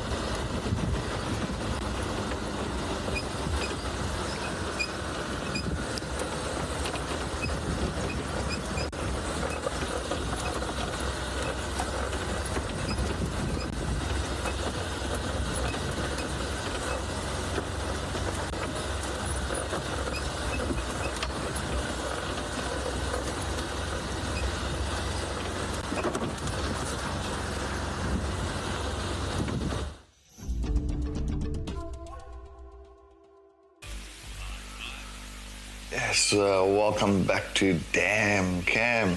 I'm just sitting here, just watching what other things here I also noticed. I'm sure everybody's seen many times these big little mounds of sand that's around the reserve. Of course, you'll know that these are termite mounds. So we'll call this a termitarium. Of course, this termitarium that you do see here, this big little mound of sand, you can't see the sand, but it is covered by grass. The reason why it's covered by grass is because this termitarium is definitely not occupied by termites. You usually find occupied, inhabited termite mounds or termitariums. They do not have grass around it. Why so?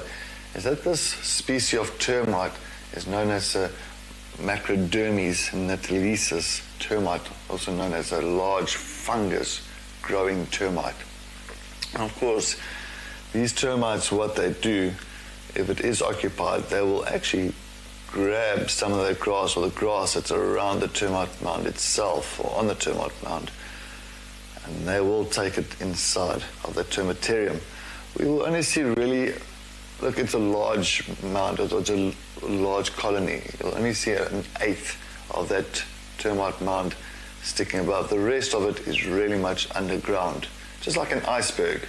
So that termite colony goes deep underground, and there's lots of chambers pretty much embedded underground and really kept to a certain temperature. You're looking around about maybe 27, 28 degrees Celsius all the time. So what they do, they'll take those grasses, the soldiers or the workers, they will take those grasses inside of the mound.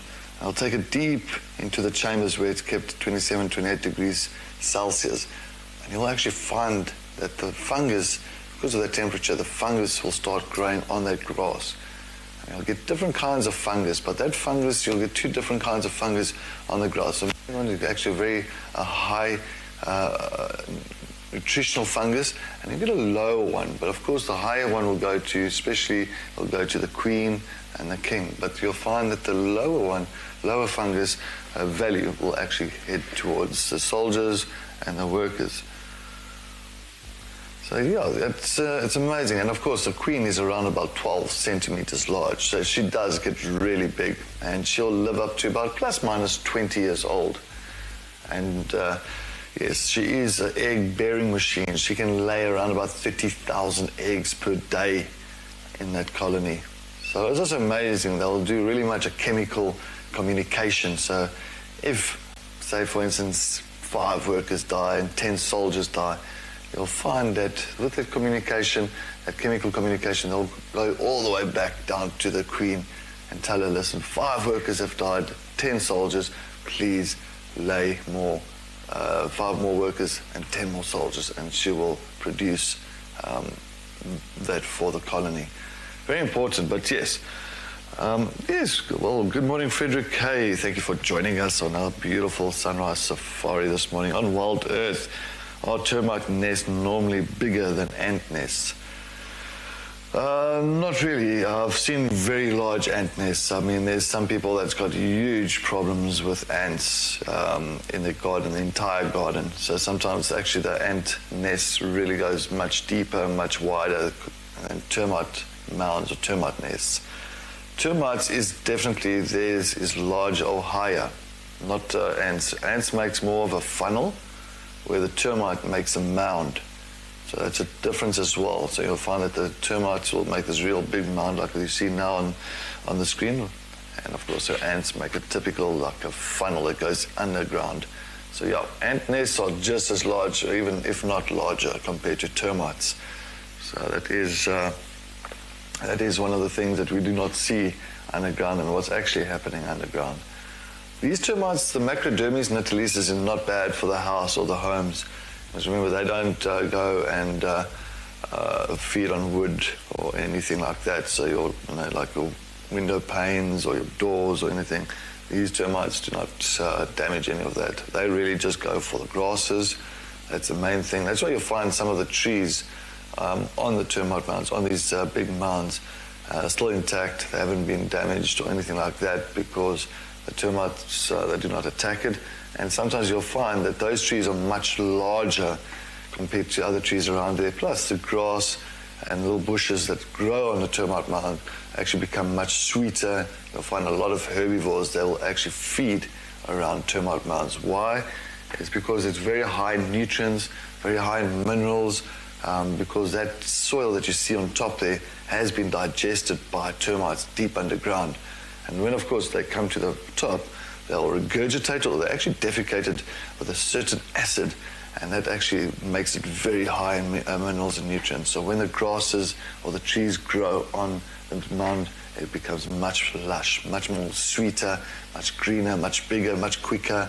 So it is very, very important for the ecosystem. And as you know, that the Djuma clan, they do enjoy using termite mounds as den sites.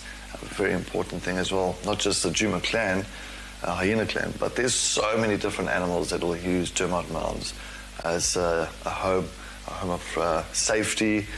And even for us, I believe if I was lost in the bush and I had to look for a place to really hide myself, and if it's winter time and it's cold, you can imagine finding a a little mound like the Djuma clan's mound with a big hole in there.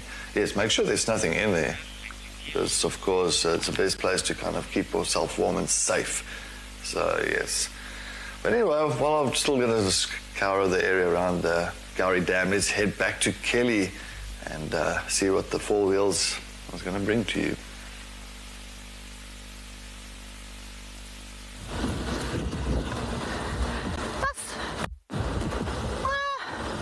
I suppose if all you've got is an old termite mound to keep safe, Cedric, then yeah, why not? Just make sure it's empty. I've never been lost. I've never been lost enough. I've been lost many times, but never lost enough to start considering hiding in termite mounds. I'm done in the south. I'm gonna pick my way back up Zoe's, and I think I'm gonna go back to where we started and go north. It's definitely interesting with Cedric not out on a vehicle this morning. I'm driving more than I don't normally drive far. I normally drive like Miss Daisy. But it's definitely a challenge to try and get more area covered. So I'm going to go back to the start. We're just over halfway, and now I'm going to try and work the north a little bit. I haven't seen a single leopard or lion track. Doesn't mean they're not walking around here. What's that, Odie? Is that hyena? Is it? What is it? Odie's got a track on his side. I'm gonna look. Is it aardvark?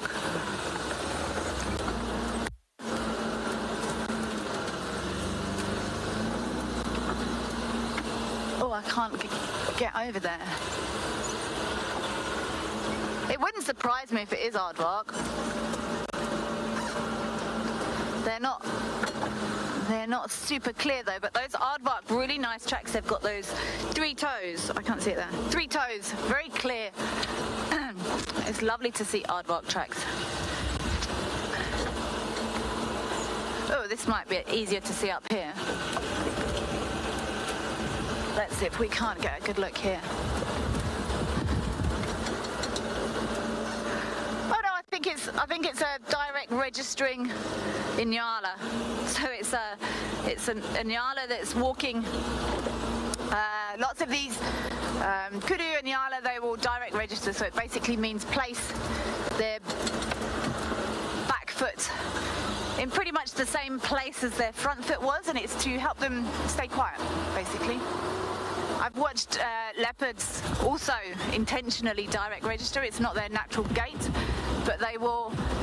I've watched leopards sort of feel around when they've been stalking, see if they're not going to crunch any leaves or sticks, to try and stay as silent as they can. So I'm on my way up to Zoe's now, and I'm going to scoot back onto Voyatella Access and start again. So there are sort of techniques we use when we drive. This is one of them, basically covering areas and fanning our way out.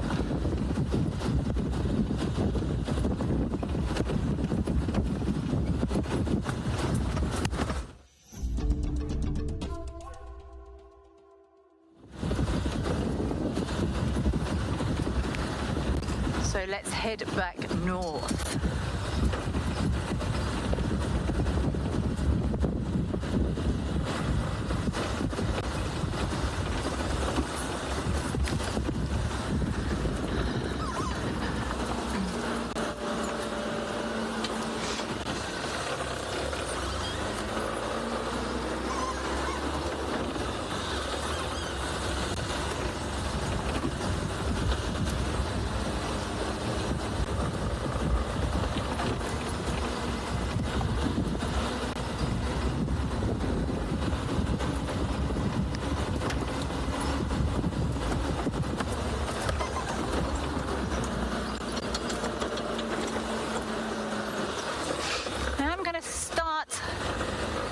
looking for lion tracks again.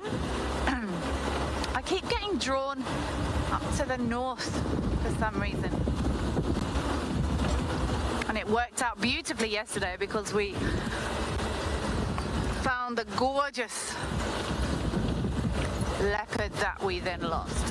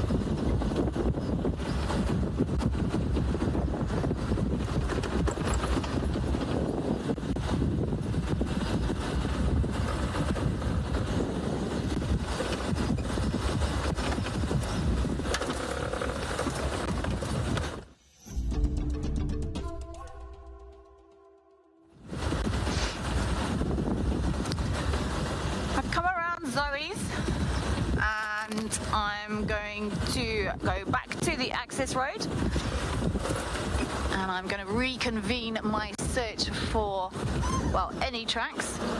But I'm very keen, and I have been for a while now, to try and find some lions. But I don't want to be too keen, otherwise I won't find any. And I don't think lion dances are going to work unless it's at least 4 people doing it.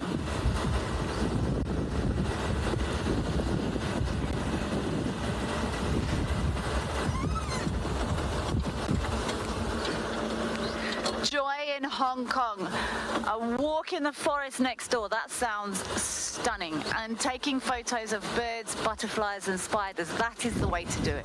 The smaller things. Sometimes we get beautiful images of these smaller things like butterflies, the spiders. We've had such special moments with the spiders. So joy in Hong Kong. Enjoy your walk in the forest. Your weekend activity is fully supported by all of us. Well done.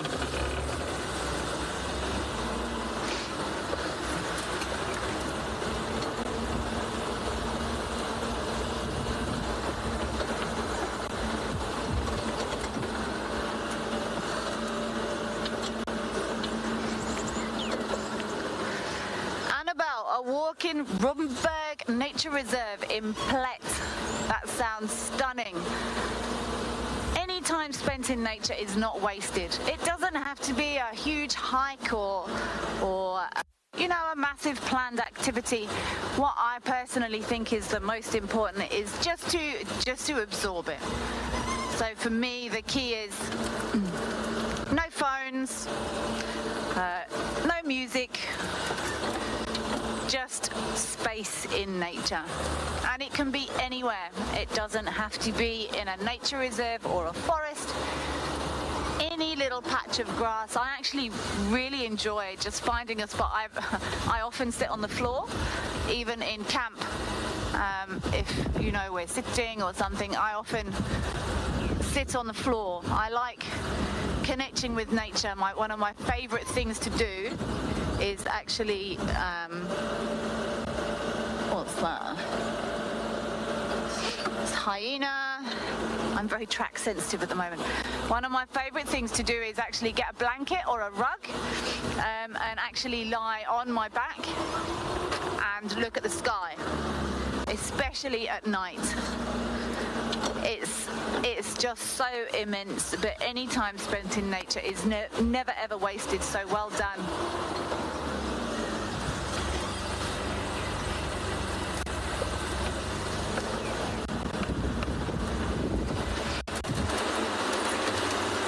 I'm from England, and it's not quite as easy to find big stretches or patches of people-less nature areas, but it doesn't need to be. Just in your garden, especially around dusk. I know it's getting dark in England quite late now. That dusky time in your garden, or just somewhere where you can absorb that peace and quiet. I'm going to send you over to Cedric, who apparently has got some action at Dam Camp.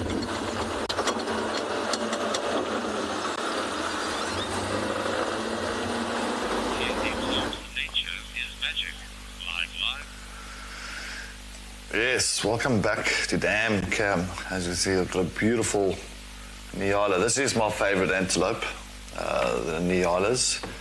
Are absolutely really stunning, and this is why I enjoy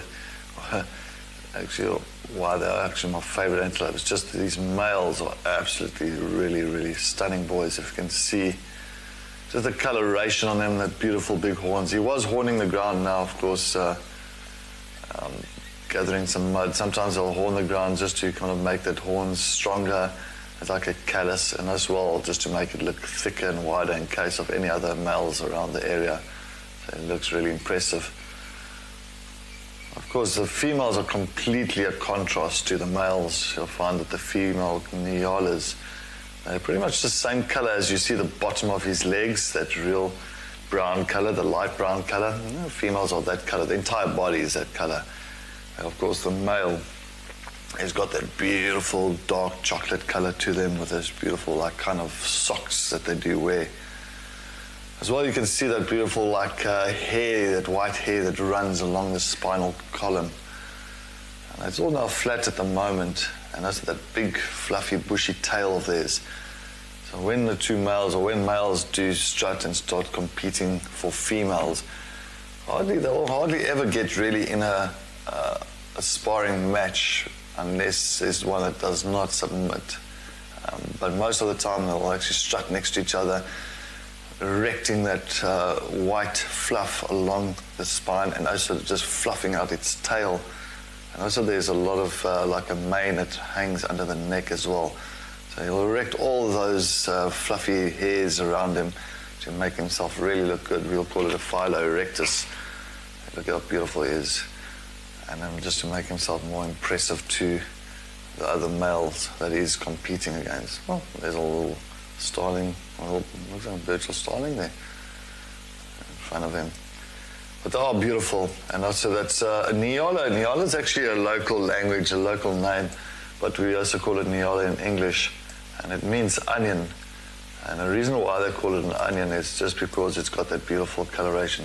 See, there you go, and he's busy horning, and he's busy digging up a little bit of mud and loosening the area, of course. And when he digs up and he puts his horn in there, it actually kind of strengthens his horn as well. It makes it look a little bit more impressive for him. So in case he has to do any challenging with any other males, it makes it look better. Wow, he's really kind of giving us a bit of a show here. Thank you, Ron. And digging it up. And you can see he's trying to put that mud on his horns. Kudu does exactly the same thing. So your male kudus, they sometimes rub it against. He's got some accessories now on his horn. Yeah. It's like hanging on his horn there. That's it. Oh, that's impressive.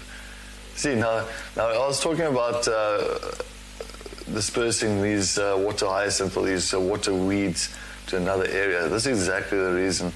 And then animals do that, and then all of a sudden you've got that like stuck to his horn, and all of a sudden it gets to another watering hole, and that could easily get dispersed, and then of course that water weed will flourish in that area.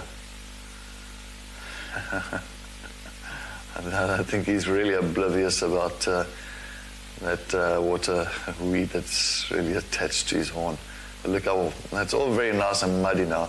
So it's like a conditioning for the horn as well. So just to make sure that that horn is in a good condition. So the mud does help. It's amazing what mud does to animals. That's why you'll find even with us, we all do like a spa there. We go to spa and it's going for like a, how can I say, a mud spa day. And it helps our skin as well. So this is exactly I guess a lot of soils, good minerals, a lot of nutrients, a lot of iron, all that kind of stuff inside of that mud, and that actually helps their horns, and also helps, of course, when they're wallowing, so like elephants, buffalo, rhino.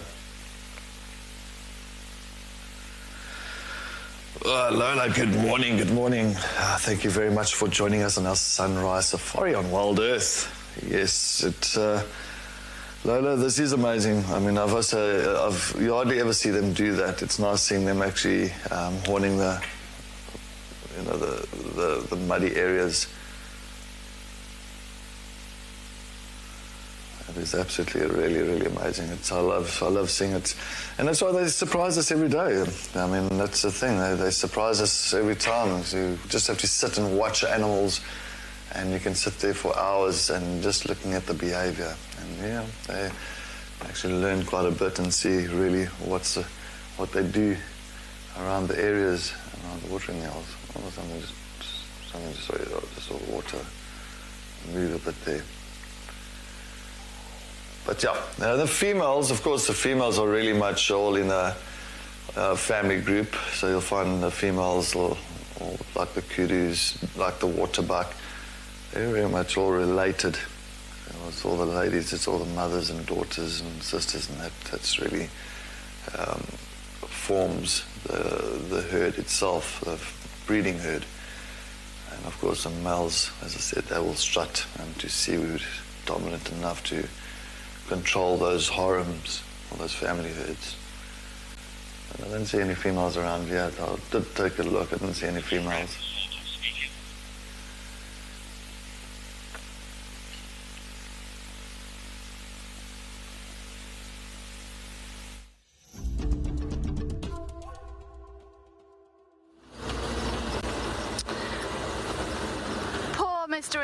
Poor Mr. Inyala or lucky Mr. Inyala. No females around. A bit of peace and quiet. But he will be watching to see if any females do pass through. If that is his territory, that's going to be a great spot. There is food, there is water. Lovely to see these Inyalas donning themselves with mud across their horns. I have returned to Boyatala access to start in the opposite direction. Oh, there's some dwarf mongoose on the road. What footprints are they? Oh, there's lots of dwarf mongoose. I'm still keeping a close eye out for any lion tracks. But look at these dwarf mongoose up here they're actually working in unison with these starlings on the road.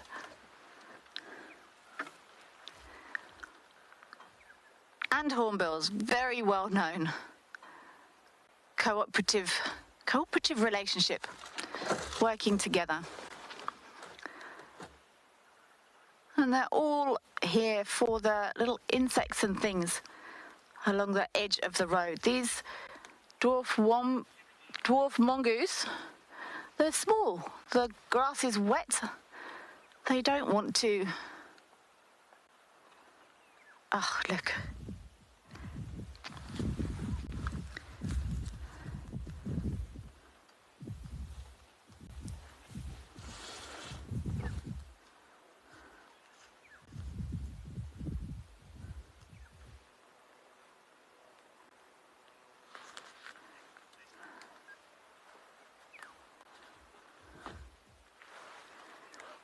Digging around in that dung for any signs of insects.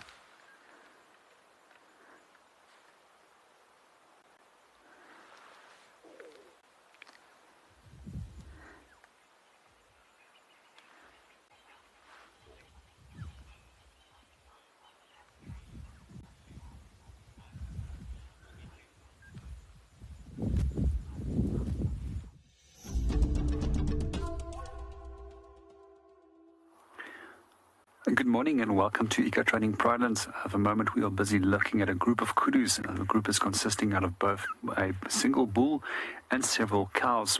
She's very focused on something now at the moment and looking at something in the distance, not sure what caught her attention. And at the same time, we can also see how her ears are cocked into that direction. And kudus occurring in thick wooded areas do have very large ears, so that they can actually hear more effectively in such a thick wooded environment, as eyesight is a limited thing to work on when it does come to detecting threats. So my name is JP Leroux, and behind the camera we've got BK. So when it does come to kudu, we can notice over here that our cow does not have any horns, unlike some of the antelope species which occurs in open grasslands, where both males and females will have horns. And for her, horns is a hindrance to move around in an environment like this. But when it comes to a kudu bull, they do need those horns, and especially at this time over here, we'll start noticing that their necks are becoming thicker and that they will start combating other males so that they can get breeding rights with the cows and groups. And that will predominantly continue roughly till somewhere in August, that they will still continue fighting for females. Quite often what will happen is that these big kudu bulls will also get stuck to one another, and what gets stuck is their horns, and they don't get them unlocked. And eventually they either die from starvation or breaking one another's necks. A little bit earlier, Cedric was busy looking at Nyala, which is also one of the spiral-horned antelopes which we get in this area. And the other smaller spiral-horned antelope that we get in this part of the country is also known as a bushbuck. And all three of these species, we will notice that it's only the males that has horns. And some of the things I do find interesting is when it does come to the Nyala, which Cedric was looking at, is that the male is still classified as a bull, however the female is a ewe. And over here, this is where we start finding the division between cows and ewes, as the kudu cow is sufficiently large enough to qualify as a cow. Unfortunately now moved off into the thick vegetation, and that's the habitat which they tend to prefer. We might just see that bull's horns sticking out in the distance as he's moving off. I think we've just lost him. There's very little purpose for me trying to follow them, because if you do try and follow them in thick vegetation, they just tend to run. In areas like Pridelands, we're actually very fortunate that we do see them quite regularly, as well as in daytime. Because in some of our agricultural areas where they are persecuted or hunted, they actually become nocturnal in their behavior, and you never see them. But we're going to continue moving on and go and see what we can go and find. Let's go and see what the Djuma team is doing.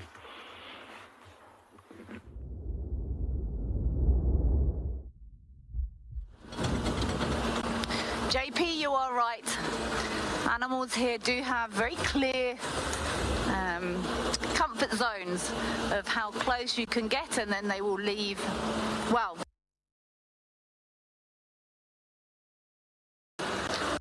you hope they leave, because the other reaction is, of course, aggression. But animals here are incredibly forgiving.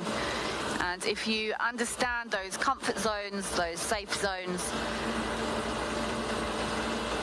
and you do, over time, you can tell how close you can get without getting any reaction.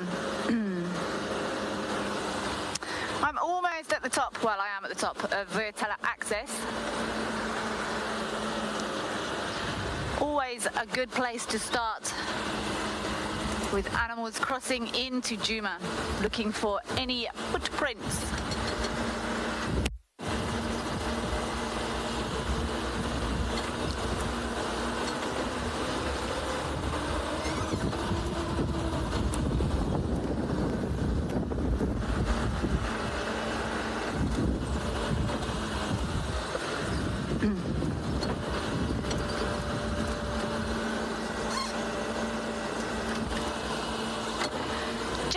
I know Box Hill in Surrey. I've been walking at Box Hill in Surrey. It's beautiful. Good choice. Are you going to do that big steep bit from one side? There's one big steep bit from one side that I used to try and avoid. And I'd stop at the car park at the top and walk down around with that lovely viewpoint with that concrete thing. Please wave if you see there. I know Box Hill in Surrey. Have a lovely walk, Jade.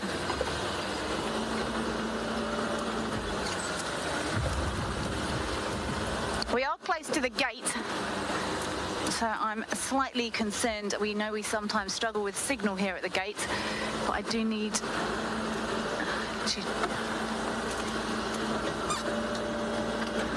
Flo, 18 holes, that's a lot of golf. And also a lot of time in nature. What a brilliant way to do it. Combine two things you're passionate about at the same time. I can't play golf. I've tried twice. It's not good. It's a skill that I do not possess. So well done, Flo. Have an amazing 18 holes. Most important thing in golf. Oh, there's leopard tracks here. Isn't the most important thing in golf at the clubhouse afterwards? Okay, there's leopard tracks here going straight. Probably before this bit of rain though. Probably actually during this rain if I'm honest.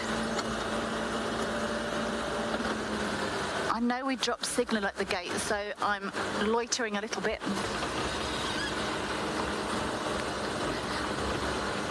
This is a key boundaries between a few properties. I'm going to scoot around this gate and check for footprints, and in the meantime I'm going to send you back to Cedric with his Inyala.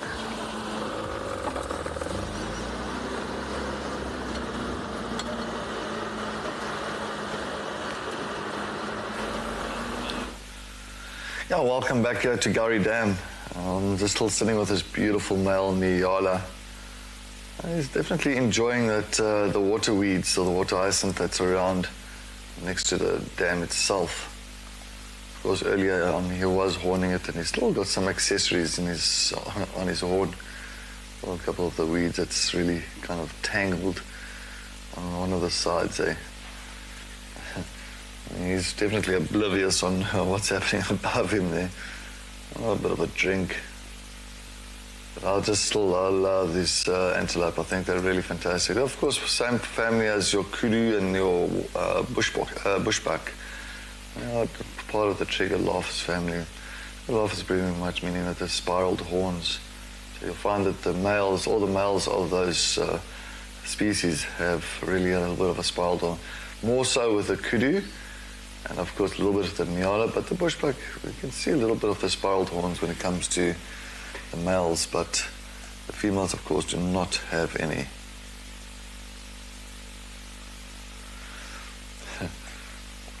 Good morning, Laura Cam. Thank you very much for joining us. Thank you very much for the comment. Collecting accessories for his dance. That's like what I suggested. I think that is a good idea. I think maybe he's getting his little accessories ready for whatever he's up to. Maybe when he goes to the ladies, they're going to say, oh, you got some nice accessories on your horns. Yeah, definitely. It is amazing. I think Kelly's lion dance should have had some accessories itself. I think she should have had definitely some guari bushes. Anyway, he's definitely heading a little bit down that side, but he's just milling around on the side, on the water edges, just to pick up on little things. We're just going to enjoy the scene with him.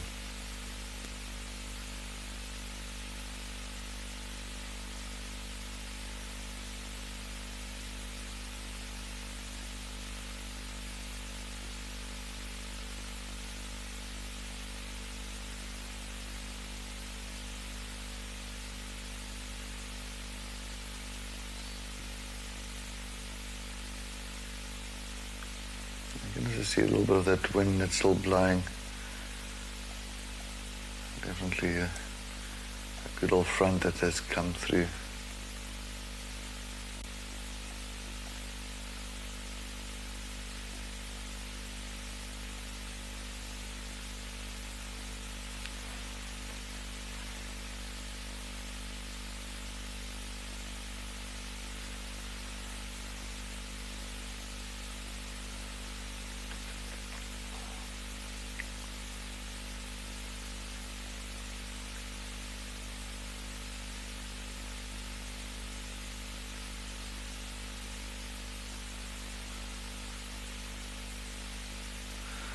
And good morning, welcome to the Sunrise Drive, Tony Heath, the only found in South Africa.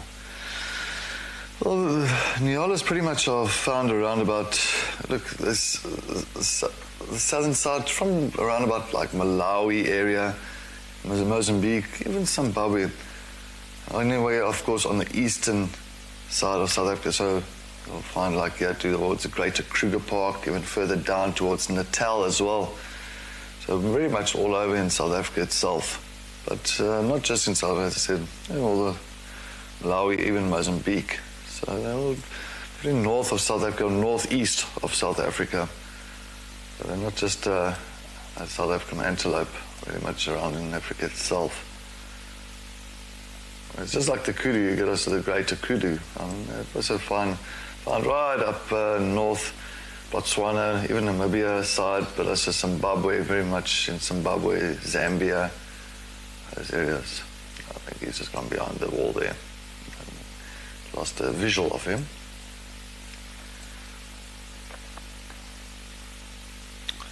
Yeah, but thank you very much for that question, Tony Heath. And actually, hopefully having a good safari with us here on our sunrise safari. Well, I can't say it's sunrise, I will also say rise safari because there's no sun this morning. Definitely a lot of cloud cover. It's hanging around and looming in the area.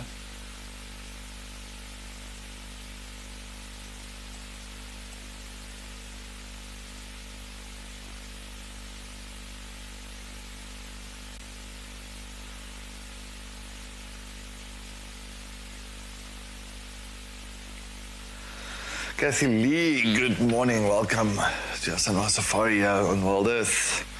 Are the males born this colour or grown into the dark colour? They're actually grown into the dark colour. They're born exactly the same colour as the females, that light brown. And usually for about maybe a year and a half, from about a year and a half, they start coming into that dark chocolate colour very slowly. Once the horn starts developing as well, that's also about from a year old. You'll find that after a year to a year and a half, that dark colour starts slowly but surely starts creeping in, and they end up with this real dark chocolate colour of theirs. So he's still going, once again, horning the bush. So he's definitely taking care of his horn. That's why he will even rub some of those accessories off now. Is he? No, he's still got the accessories on his horn. So just like the kudu as well, many times you'll find that it's just horning the bushes and just kind of making sure that those horns are kept hard and in good nick, especially when they have to spar. He doesn't want to have a half a horn or weak horns. That won't be a good look on him.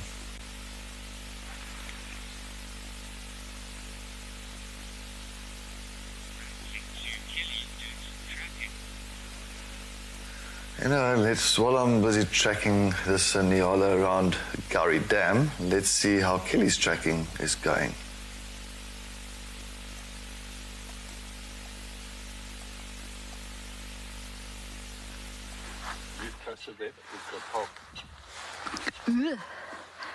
This is what I have been looking for like 4 days now. We have beautiful, big, fresh lion tracks. I've also got an elephant not too far behind, but I'm watching him. Bigger than my hand. We're at the gate, where I know signal can be a bit tricky. And it looks like these lion tracks have crossed straight across and towards Sydney's dam. So I can hear a bird alarm calling up here.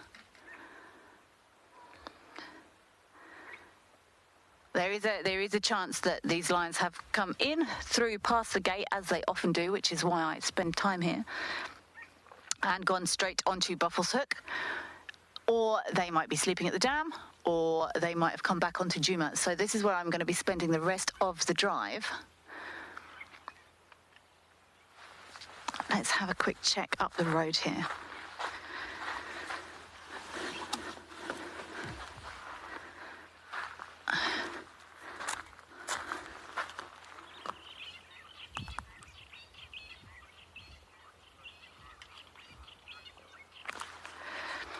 These tracks, these look like male tracks. They are in soft sand, remember, which can have an impact on Where's my elephant?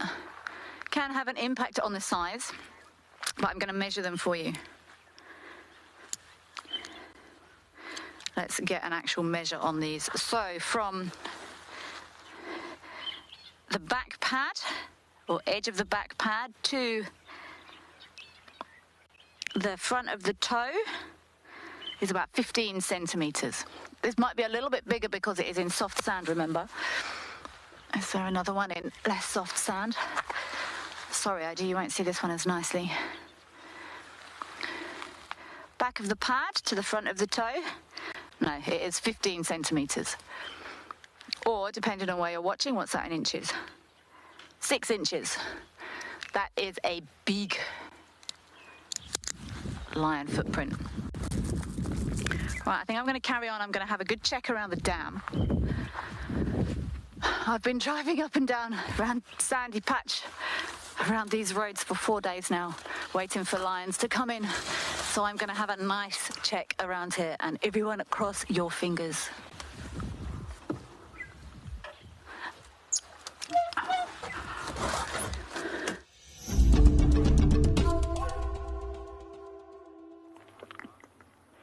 Good morning and welcome to Eco Training Pridelands. At the moment we are looking at a very young battalier. And when they're that age, they're still brown in coloration, and they'll only, after several years, achieve adult colors of being black, white, and brown in color. At this point, they've also got a greenish tinge to the bill as well as to the face, and not the beautiful colors which we would associate with adult. The reason why I'm specifically watching this battalier is to see what it's actually doing. As battaliers are much smaller than many of the vulture species, they've got the ability to fly much earlier, and especially on cool days like this where there's no thermals, they've got the ability to get going, and that gives them a head start to locate carcasses where they can start feeding on before other species of predators or birds of prey can get to them. One of the other bird species which we also find that does a very similar behavior is a tawny eagle. And because they fly low, they often see carcasses both in trees or underneath trees, which vultures would not be able to see. So indirectly, their behavior can also attract the attention of vultures, which in return can attract both leopard as well as lion, hyena, and even jackals. But all of these birds are also smart enough to also watch species of mammals that are associated with predating on a number of other animal species or scavenging from kills in the hope that they can potentially get their next meal.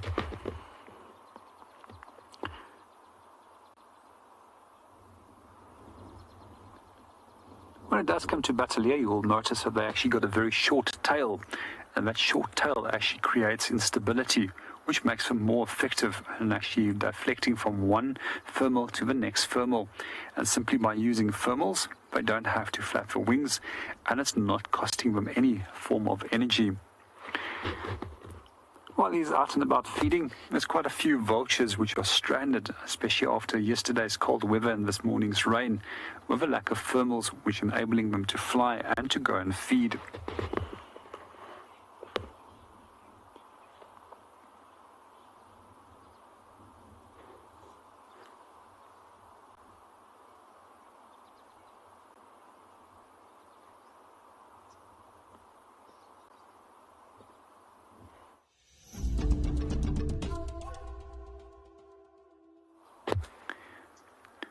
Good morning and welcome back to Eco Training Pridelands. At the moment we're watching a battalier that's flying off into the distance.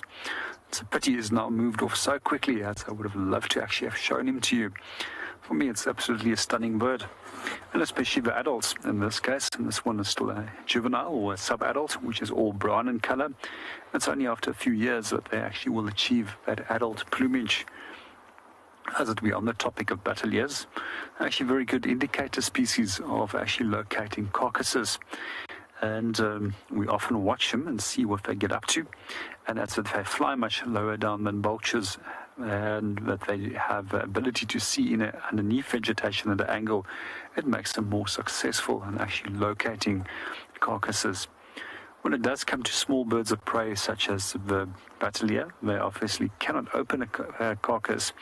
And the same goes for many of the smaller species of vultures, who are actually dependent on the larger species of vultures to open carcasses for them. However, if a carcass has been opened, it gives them that little bit of a head start to start feeding before the larger competition moves in. I'm just going to move a little bit forward. I did notice another battalier coming in from my left-hand side. I'm just going to see if we can actually go and add a view on them. It's also unfortunately now moving off. It's almost directly on 12 o'clock of my vehicle. I just want to stop the vehicle quickly.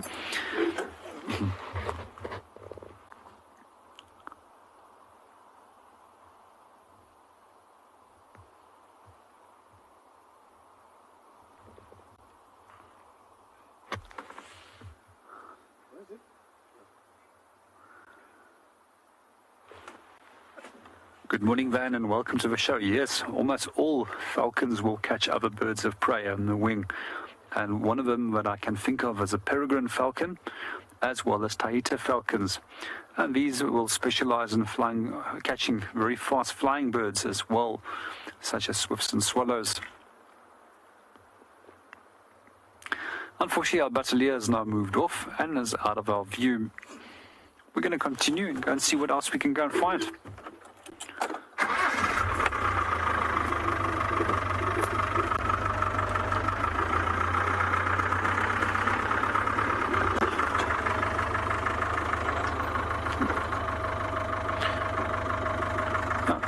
And while we are looking at some tracks, let's go and see what Cedric is on to on Dam Camp. Seems if we actually have a leopard that's making its way down towards a waterhole.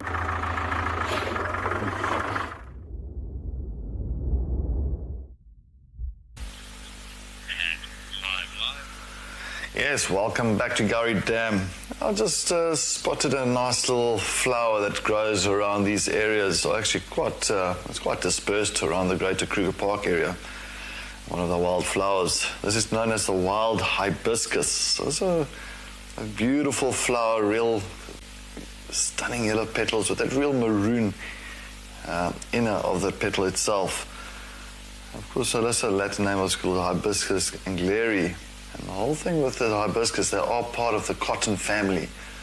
So if you actually look at the seeds when it starts dispersing, well, there's no seeds at the moment. They make this real kind of kidney-shaped seeds, very hairy, and sometimes you can actually see it looks like a little bit of cotton inside of the seed when it actually pops.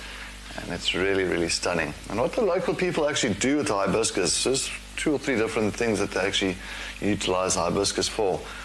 First of all, if you see that maroon color in the inner of the flower itself, now what they do, if the local people, when they do go for like a wedding or they need some makeup like blush, they'll actually take that inner, that maroon color, and they'll actually mix it with a little bit of water and make like a little bit of a paste, and it makes a nice maroon or reddish paste, and then actually can use it as blush. So very interesting with that flower, that it can be utilized for something like that. Even lipstick, if you really want to put lipstick on, grab some of that maroon color, a little bit of water, and make a bit of lipstick for you. So yes, it's definitely good for makeup, as well as the stems itself, the long stems. Now, a lot of the local people, what they do with these long stems, they'll actually use it as a fish kraal. So sometimes if they've got fish and they need to keep fish in a little section of a little dam or pond or even a river, they'll take those little stems, because it's very flexible, those stems, and they'll actually kind of put it around, make a little kraal. A kraal means like it's like a little, how can I say, a catchment area, or to keep the fish in one little area for them. They are very, very stunning. I mean, the flowers are very, I can say, they're pretty much dedicated, and they last only a day before really wilting. So they don't last for long, the flowers itself. They also start wilting around about, for one day, and then the next day they'll start wilting. As you can see at the back end, there is a couple of flowers that has wilted already. But this time of the year, there is quite a few of them around. There, you can see a couple at the back end. But they are really stunning flowers. Okay, now I'm just trying to get the focus on that. I'll see if I can get the focus right. There we go. There we go. There you can see that, how beautiful they are. Really, really stunning little flowers. And it's beautiful when you drive around and all these little wildflowers are around in these areas. But of course, this hibiscus genus is really much, it's widespread across the continent. So you do get quite a few. And I think there's around about, if I'm not mistaken, I think between 40 to 50 different species of hibiscus around in South Africa. So there's lots, but this is known as a wild hibiscus, of course, growing and very much endemic to the area.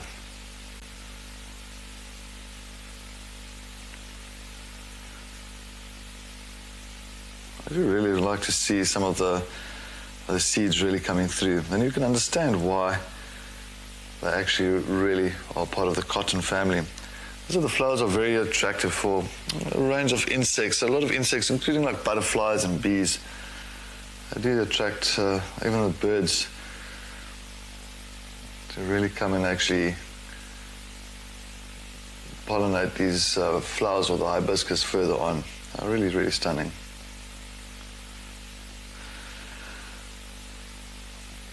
Caden, good morning.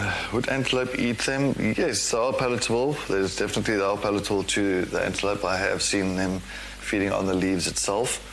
So it's not that they can't, none of the animals do enjoy them. They do enjoy those the leaves itself. I don't think it's highly palatable. If it was highly palatable, I'm sure those leaves will be long gone. But I think sometimes you'll find like your Nihala that we just saw just now recently, even your kudu, if they do come around there and if they have got that opportunity, they will definitely feed on those leaves. We also get the other one, it's also more of the pinkish. I know they get the pink-coloured species as well around in the Greater Kruger Park. They mainly flower, of course, mainly in the summertime. But those pinkish ones, I haven't really seen too many of them. We do see them around, but they are a little bit smaller. You got like the dwarf hibiscus. So the dwarf hibiscus is a little bit, not a little bit, I think about maybe a quarter size of the wild hibiscus. And they're also very pretty, and they're the pinkish color. But anyway, while I'm watching this beautiful flower just blowing and moving in the wind, let's head to Kelly and see how her tracking is going with those lions.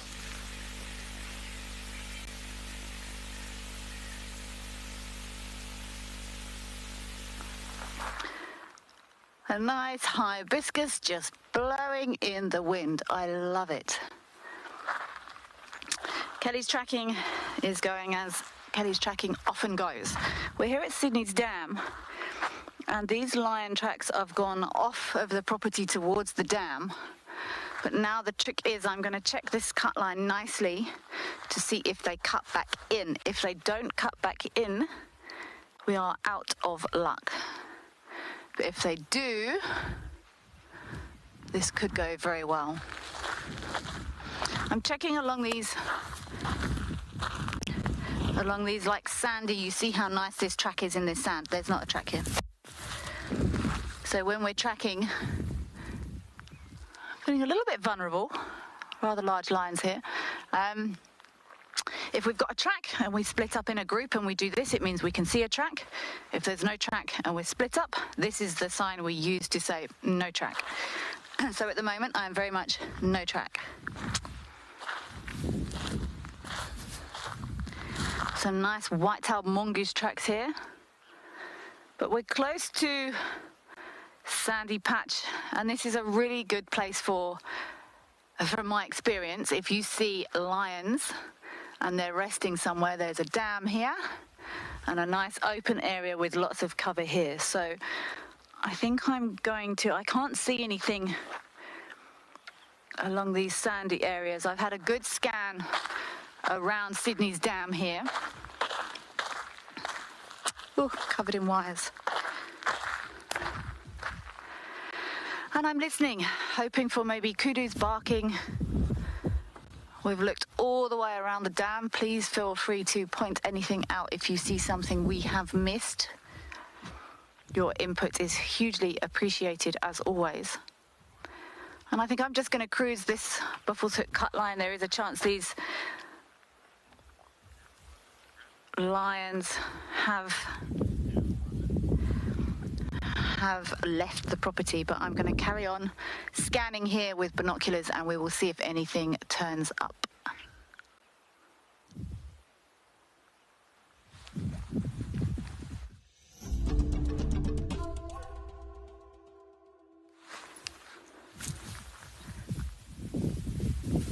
Lovely view of Sydney's Dam, and we are in as good a spot as any to look for lions.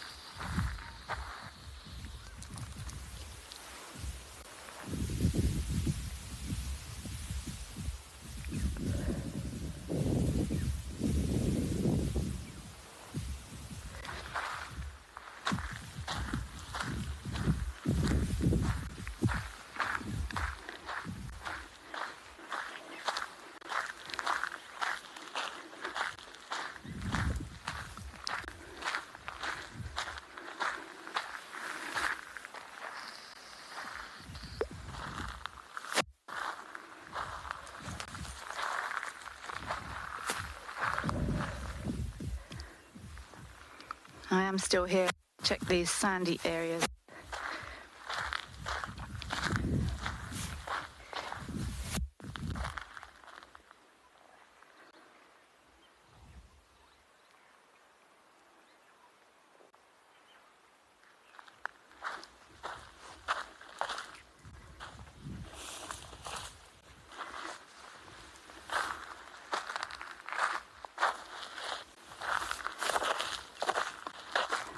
I've got nothing here.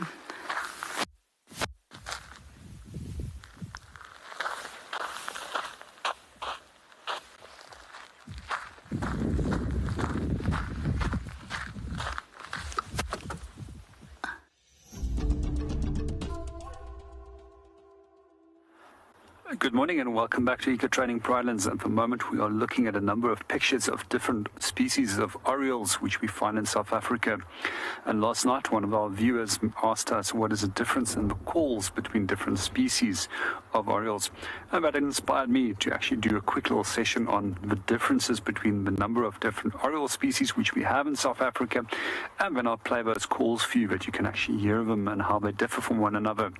So the question was, what was the difference between an African golden oriole or a golden oriole and the call of a black-headed oriole? So to first start off is that we actually have two species of golden oriole. One is known as Eurasian golden oriole and the other African golden oriole. When it does come to identifying these two bird species, they're not present at this time of the year as they're already left for Europe or for Central Africa. When it comes to Eurasian golden oriole, this is a Palearctic migrant. As mentioned, migrates all the way back into Europe. And if we do look at the wings, we will actually notice that it's got an overall black wing with a male. When we see this little stripe over here, which is referred to as an eye stripe, it stops where the eye ends, which is one of the features which you can also look for. Over here, you'll notice that the young birds often have black bills, or the adults mostly have all pink bills or reddish-colored bills. When it does come to African golden oriole, you'll notice that they've got a black eye stripe, which continues right through the eye. And when it does come to the male, you'll see that it's got an overall golden coloration to the wing itself. But always best defining feature is looking at the eye stripe in both male as well as female, which extends well beyond the eye. Then right over here, we've got the green-headed oriole, which is quite often confused with a young juvenile black-headed oriole. However, this species is only encountered in Mozambique in an area which is known as Mount Gorongosa, and it's a forest species, so you're definitely not going to see it in the low veld. Even although you do want to try and put it onto your list, it's not a green-headed oriole. So here we find a black-headed oriole, which is a common species right throughout southern Africa, and they've got overall yellow and then short amount of black, but the predominant feature is a black head by which you can identify them by. And when it does come to the call, they all sound very similar, and they actually, the Afrikaans name refers to the call in an onomatopoeic way, as the Afrikaans name for all four of these species is called a willewol. It's the same for Dutch, and as far as I know, that the Dutch Birding Club actually has a willewol as their emblem. Well, Mika is just going to pan out of the camera, and I'm just going to quickly play those calls for you, that you can listen to the differences. The one is actually fairly easy, although I'm not going to imitate it today, but I'm going to play African Golden Oriole for you.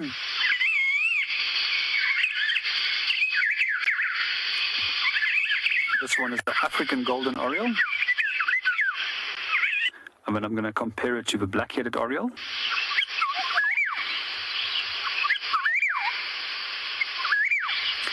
And then for me, personally, the Eurasian Golden Oriole, it's got much more of a liquid sound to the call. Although they all produce quite fairly harsh notes. And then the green-headed Oriole.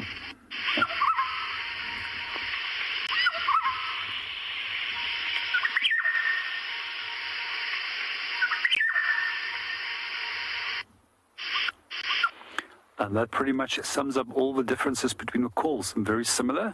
So if you are going to use call to separate, especially Eurasian as well as African Golden Oriole from one another, it's worthwhile to go and actually study those calls before you go out in the field. It will definitely help you to locate them when they return on their next visit to us, which will most likely be only here from September, October onwards again. And meanwhile, let's go and see what's happening at DamCam.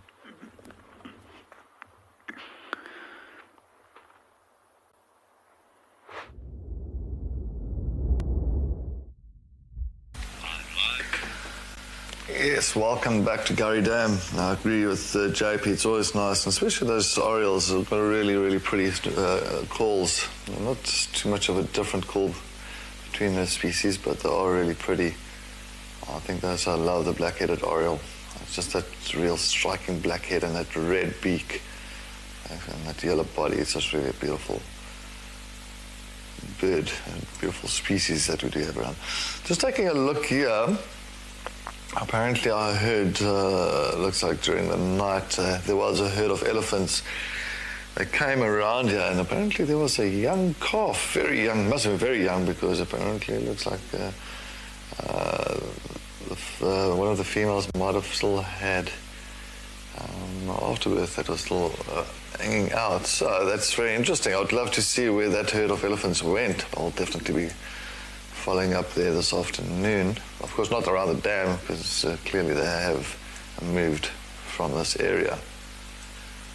I'm just taking a look around. You can still see a lot of these trees around the water areas. Of course, well, then again, you know that the guarri bush itself, the magic guarri, it's of course all these beautiful green bushes along the areas with that real wavy leaf, because they've pretty much, most of them are evergreen. Okay, there's also African weeping wattle, but yeah, most of them are evergreen trees, so you'll find that they'll not lose any color throughout winter time. Benson, good morning. Welcome to Wild Earth, and welcome to our sunrise safari. Is any of the dams filled by man? Not in this area. This area is very much a lot of natural dams, or you can say natural dams, but of course you got the dam walls, because it is part of a, if you actually take a look, it is part of a drainage line coming along all the way towards the dam. So this was part of the drainage line many, many moons ago. And of course the dam wall became like an catchment area for the water, creating a dam itself. But yes, there is some water holes around the greater Kruger. that are filled by man. The main reason for that is, you must remember that the fence is around about 2,500 kilometers around the Kruger Park, or the greater Kruger Park. So it's a very long fence. I mean, it's the largest fenced reserve in Africa. So it is a very big reserve that's all together with your private reserves attached to the Kruger Park, known as the Greater Kruger Park. So now, of course, we really prevented animals flowing or moving really to natural dams and rivers further out, because, of course, we had to create a fence. If you didn't do that, you'll find animals will end up in all the towns, and they would cause havoc. So, yeah, we did create this huge fence around the Greater Kruger Park, and because we prevented them going to those natural waterholes, of course, then we had to create certain water dams and pans around the entire Greater Kruger Park, all over, scattered for animals. Of course, as you do know, that water is life. Without water, things will not be pretty much living around these places. So, yeah, man, there's certain areas that we do, and it's also like boreholes. So a lot of them is like, especially nowadays, instead of those big windmills, a lot of them have got nice solar panels now. I'll just as well use the solar panels, still using natural energy, and which is still fantastic, instead of any... But anyway, let's head to Kelly and see what she's got.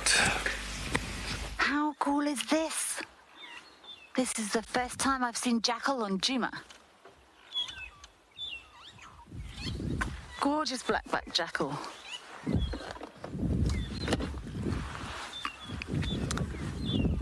We're here close to Sandy Patch, to the open area on Sandy Patch. And I got as far as checking to almost Buffelsfoot Cutline as far down as almost Aubrey's. And then I thought I heard impala alarm calling here on Sandy Patch, so I swung round. And we've just found this jackal. Okay. This is a male impala chasing.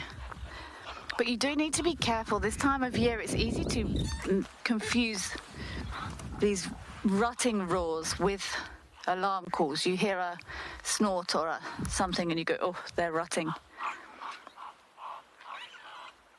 But this is very much, I can hear him now, chasing, snorting. Look at this beautiful jackal. This is the first time I have seen here on Djuma. It is incredibly exciting to see this black-backed jackal, and then it makes me wonder, why is this jackal here? We don't normally see jackal on Djuma. So why? What's different here? What's happening? I do know jackal will often den in these sort of quite open areas. I've seen on quite a few properties these jackal will have den sites, but I'm pretty sure that if there was a den site here, we would have seen this jackal here before.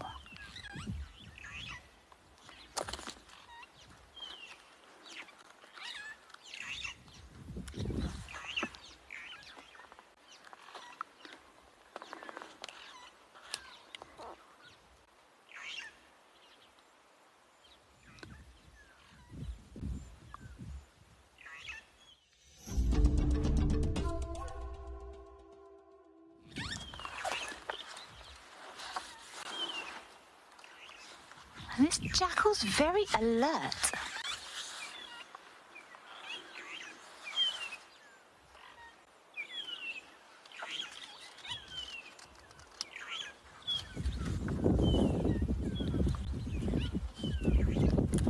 So these jackals from the canid family. So close to our species of domestic dog. Well, not close to them, but they sit in the same taxonomic group from the canids.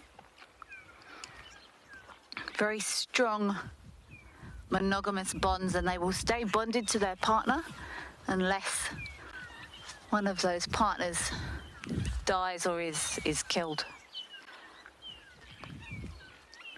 So they will scavenge. We often see jackals around carcasses. But I think probably one of the reasons we don't see too many jackals is probably the high number of hyenas, because obviously hyenas will trump a jackal every time when it comes to scavenging. But these jackals also hunt.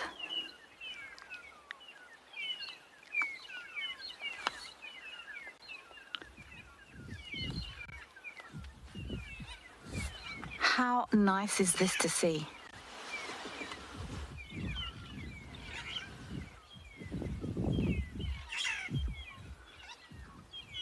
Now, what are you doing here, huh? What a beautiful visual.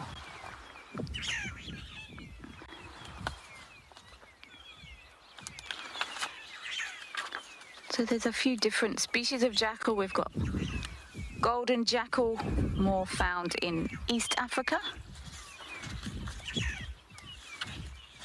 We've got our black-backed, or another name, silver-backed jackal, and our side-striped jackal.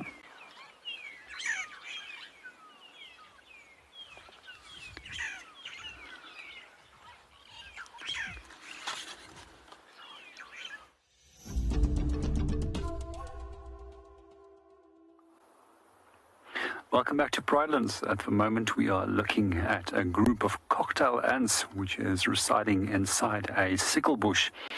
And what they're actually doing is they're huddling together. And what they also do is protecting aphids. And quite often we do find them actually protecting these aphids against a host of other predators that might try and predate on them. And the reason why they put so much energy in protecting them is the aphids actually will return a favor for them, and that produces sugary-like substance which they will feed to these little cocktail ants. The reason why they're called cocktail ants is because they cock their tails upwards. And unlike many of the other ant species, such as the African hissing ant out here, which can deliver a painful sting, these guys will actually use chemical defense by spraying formic acid towards a potential threat when they are being hindered. It's just one of a number of different strategies which we find which ants will employ over here in terms of protecting themselves and also in terms of feeding. In the case of African hissing ant, they specialize in catching termites. And then we also have another group of ants over here, sugar ants, which is also aphid farmers. And lastly, we also have harvester ants, which are specializing in feeding on grains and also assisting with the distribution of those seeds as well as the germination process.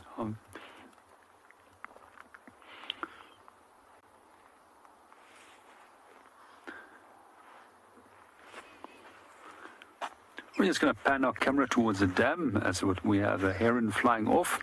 At the same time, we just would wish you a wonderful morning, and we'll see you out here again at 14:30 Central African time.